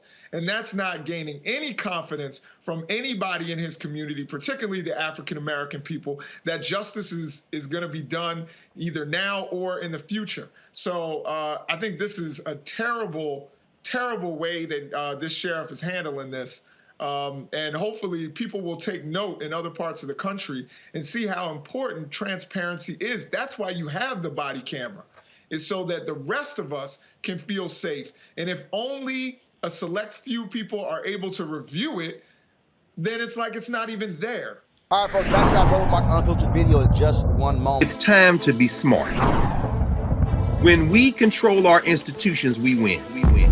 This is the most important news show on television of any racial background. Y'all put $2, $3, $4, $5, $10, $15, $20, $30 on this and keep this going. What you've done, Roland, since this crisis came out in full bloom. Anybody watching this, tell your friends. Go back and look at the last 2 weeks, especially of Roland Martin Unfiltered. I mean, hell, go back and look at the last 2 days. You've had sitting United States senators today, Klobuchar and Harris. Whatever you have, you can bring to Roland Martin Unfiltered to support it, please do, because this information may literally save your life. Watch Roland Martin Unfiltered daily at 6 p.m. Eastern on YouTube, Facebook, or Periscope, or go to RolandMartinUnfiltered.com. Support the Roland Martin Unfiltered Daily Digital Show by going to RolandMartinUnfiltered.com. Our goal is to get 20,000 of our fans contributing $50 each for the whole year. You can make this possible. RolandMartinUnfiltered.com. You want to support Roland Martin Unfiltered? Be sure to join our Bring the Funk fan club. Every dollar that you give to us supports our daily digital show. There's only one daily digital show out here that keeps it black and keep it real as Roland Martin Unfiltered. Support the Roland Martin Unfiltered Daily Digital Show by going to RolandMartinUnfiltered.com. You can make this possible. We're in Elizabeth City, North Carolina, and we got possession of you just heard Harry mention the video. We could not play it yesterday. We had to bring it back here. Now we were able to play the video. Now, remember yesterday I showed you that camera that was actually pointed. It was two cameras. One pointed in different. They were pointing different directions. This is the video from the Elizabeth City Police Department. Listen to the audio on here as well. Guys, go ahead and play it.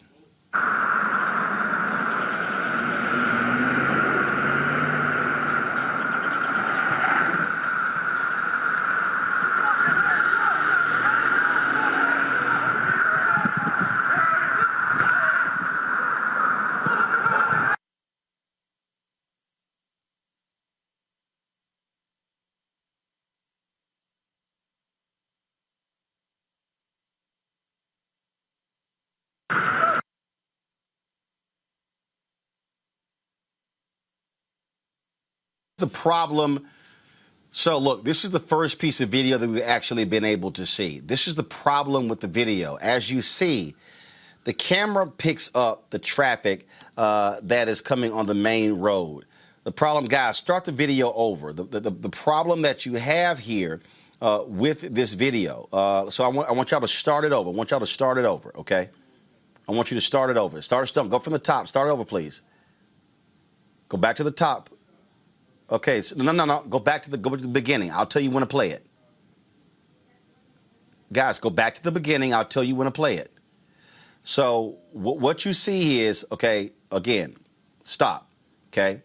And what you see here, you see this Ford sheriff's truck, all right, carrying what appears to be 6 or 7 officers. I know there's one driving, not sure if there's another person in the passenger seat. Now, roll it, then stop it. Stop. So you see right there, this now is the side profile of the vehicle.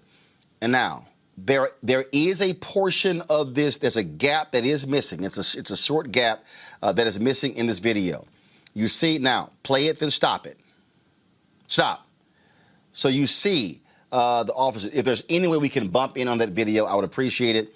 But the bottom line is, you see the tailgate is open. You see several officers on the several deputy sheriffs on the back of that truck. The problem is how that camera is positioned. You're going to see, now roll the video and then stop it. Stop. So that's where we were yesterday, okay? They are approaching that driveway while I was broadcasting the show. Roll it, then stop it. Okay, right there. So the problem is this here. You do not, that camera is not a wide angle lens. It is only capturing the intersection in both directions. It's not actually capturing what happens once they get out of the vehicle. Now, turn the audio up and then press play.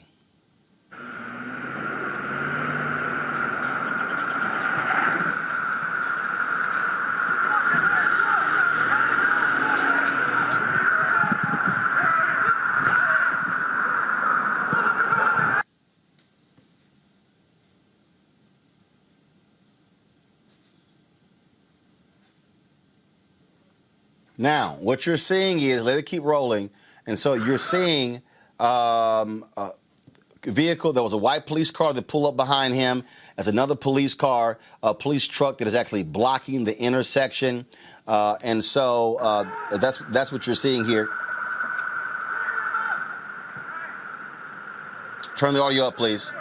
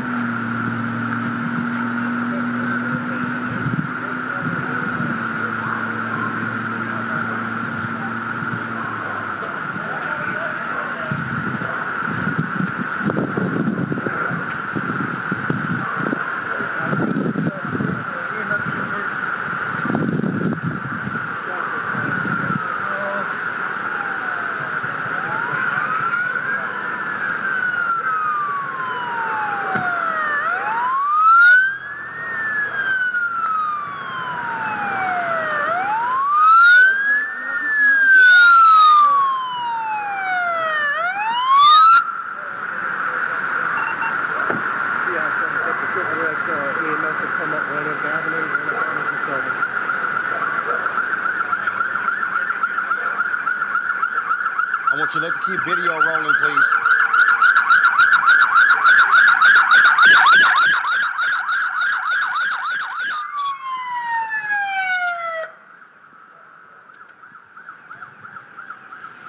The Bar Association Political Action Committee, Robert Patillo, Executive Director, Rainbow Push Coalition, Peachtree Street Project, Monique Presley, Legal Analyst and Crisis Manager. Again, keep the video rolling, please. I want you to keep it rolling. So I want to start. With you, Robert. Looking at this, so again, part of the problem is we are not able to see in that top right-hand corner exactly what took place. Based upon what the family attorney said, the officers came out. Now, folks, did the video pause? Did it freeze? Because I still hear audio. Okay, so not sure why it's on a freeze frame here. But, Robert, just your assessment of what we know and don't know right now. Well, it was great to hear from Harry Daniels, who I've worked with before. I think Bakari Sellers is also working on the case, so it's an outstanding legal team representing the family. But what we saw was a legal lynch mob. We saw them ride in on the back of the pickup trucks like something out of Mississippi Burning, and then attack this man. Look at the amount of police presence for what ostensibly was a drug warrant, not for Osama bin Laden, not for the Unabomber, but for a drug warrant. You're seeing trucks and vehicles to capture this individual. Additionally, let's look at what the independent autopsy has shown us. You have, I believe, 3 to 4 bullet wounds into the arm and then a shot to the back of the head, nearly execution style. Even given the testimony or the statements by the district attorney's office taken in the light most reasonable or that puts the prosecution, or more so that puts the officers in the best light, they are alleging that they were touched by the vehicle. Not that anyone was injured or run over, but they made contact with the vehicle, and that justified a bullet hole to the back of the head. None of this is making sense. I think the judge is showing a due discretion in waiting to release the body cam footage. The reason being is I wouldn't want this to go all the way to trial, let's say, and then they say, well, because the body cam image in the police squad car footage was released so early, that somehow that tainted the jury, somehow that makes it more difficult for the prosecution later on down the line to prosecute the case. So I do believe the judge made the right ruling in that case, but we do have additional questions. We all know anybody who has a Ring doorbell knows that records to a cloud, not to the device. So where is the video footage from the cloud that was recorded on that doorbell? And when will all this information be released both to the family and to the public? This is a tragic case, and it's another instance where thank God there's video evidence, because otherwise we would only have the testimony of the police officers, and we have seen for decades now that the police officers are always believed over the decedent. All right, folks, back to our Roland Martin Unfiltered video in just one moment. It's time to be smart. When we control our institutions, we win. This is the most important news show on television of any racial background. Y'all put $2, $3, $4, $5, $10, $15, $20, $30 on this and keep this going. What you've done, Roland, since this crisis came out in full bloom. Anybody watching this, tell your friends. Go back and look at the last 2 weeks, especially of Roland Martin Unfiltered. I mean, hell, go back and look at the last 2 days. You've had sitting United States senators today, Klobuchar and Harris. Whatever you have that you can bring to Roland Martin Unfiltered to support it, please do, because this information may literally save your life. Watch Roland Martin Unfiltered daily at 6 p.m. Eastern on YouTube, Facebook, or Periscope, or go to RolandMartinUnfiltered.com. Support the Roland Martin Unfiltered Daily Digital Show by going to RolandMartinUnfiltered.com. Our goal is to get 20,000 of our fans contributing $50 each for the whole year. You can make this possible. RolandMartinUnfiltered.com. You want to support Roland Martin Unfiltered? Be sure to join our Bring the Funk fan club. Every dollar that you give to us supports our daily digital show. There's only one daily digital show out here that keeps it black and keep it real as Roland Martin Unfiltered. Support the Roland Martin Unfiltered Daily Digital Show by going to RolandMartinUnfiltered.com. You can make this possible. Earlier, we had an opportunity to actually show where they are headed, where these protesters are headed. Where they headed is to the home of Andrew Brown Jr. Anthony and I went by there earlier with Wayne Kendall, one of the lawyers on this case, and he took us through and described at the scene what took place on Wednesday. Here is that interview. All right, folks, we're here with attorney Wayne Kendall. He's a part of the legal team for the Andrew Brown Jr. family. We are here at his home. This is where the shooting took place. Wayne, take us through what happened. Mr. Brown was in his car, in his vehicle, in this driveway, with the front of the vehicle facing the street. So the front of the vehicle was facing this way? It's facing Paris Street, which is the street you're standing at. He was sitting in the car when the sheriff's deputies rolled up in pickup trucks and other police vehicles, and apparently they started giving commands, and he to put his hands up or put his hands where they could see him. He put his hands on the steering wheel. So do you know if the police came from this direction or this direction? My understanding is they came from this direction off Roland. So they came from this direction here, so they pulled up right in front of here. That's correct. Which means that when they pulled up, they could actually see him. Right. He was facing them. He was facing them. And apparently, at some point, they started shooting through the vehicle.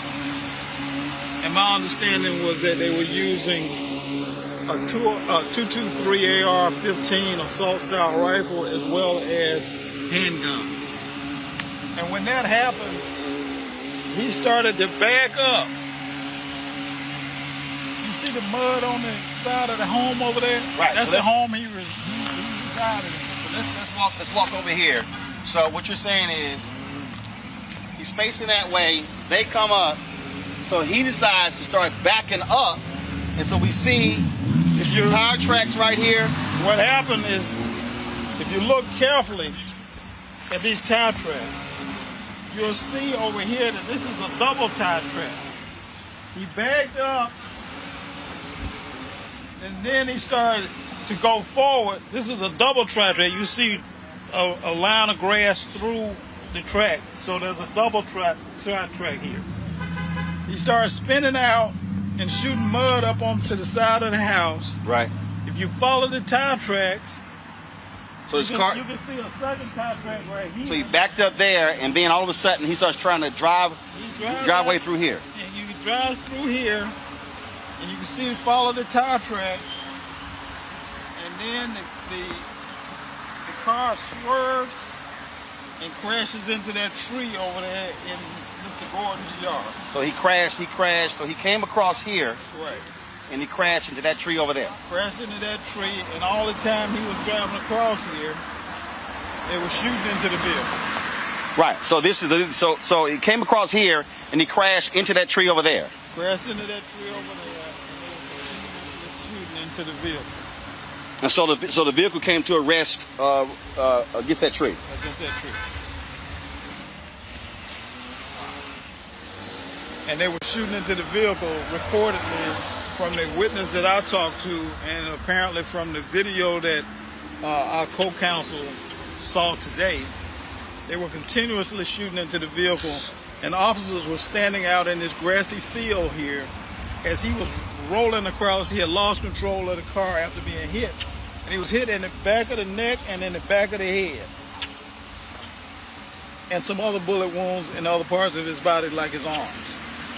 And he crashed into that tree. And my understanding from the witness that was looking from that house down there, that greenhouse, is that he crashed into that tree, and then they went around the vehicle and continued to shoot into the vehicle.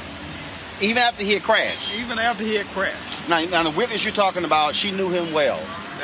And he had sent her a text. Tell me about that. Well, my understanding is that he sent her a text at 8:20 a.m. on last Wednesday. And at 8:26 he was deceased. So it took 6 minutes. 6 minutes. From the moment he texted her so he was over here under this tree, deceased with bullet wounds in his head, in the back of his head. So they've only showed 20 seconds of video. So the whole encounter very well was in the 5 to 6 minute range. Well, I don't know if it took that long. Right. I doubt if it took that long, because my understanding is that he texted her at 8:20, and then by the time she got to her window to look out to see if he was walking toward her house, because she thought he was coming to her house. Because he often did that. He often did that. She's married to a significant other with his cousin, and he would always sometimes visit her in her house with his cousin. She thought he might have been coming over to visit, so she looked out the window to see if he was walking toward her house, and that's when she saw his vehicle sitting in this parking pad here. And by the same time that she saw the vehicle sitting in the parking pad, she sees the sheriff pull up. And when she sees the sheriff's vehicles pull up, shortly after that, she sees him bag his vehicle up and spin out across this vacant lot and end up into that tree, and it traumatized her so much.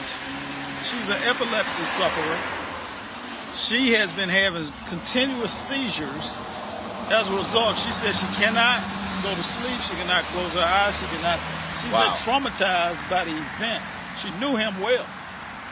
And she's now, she was crying when she was recounting the story to me this morning. And it was last Wednesday, almost a week ago. And she said she can't get this out of her head. She's been having continuous seizures. And that she's at a loss to how to cope with all of this.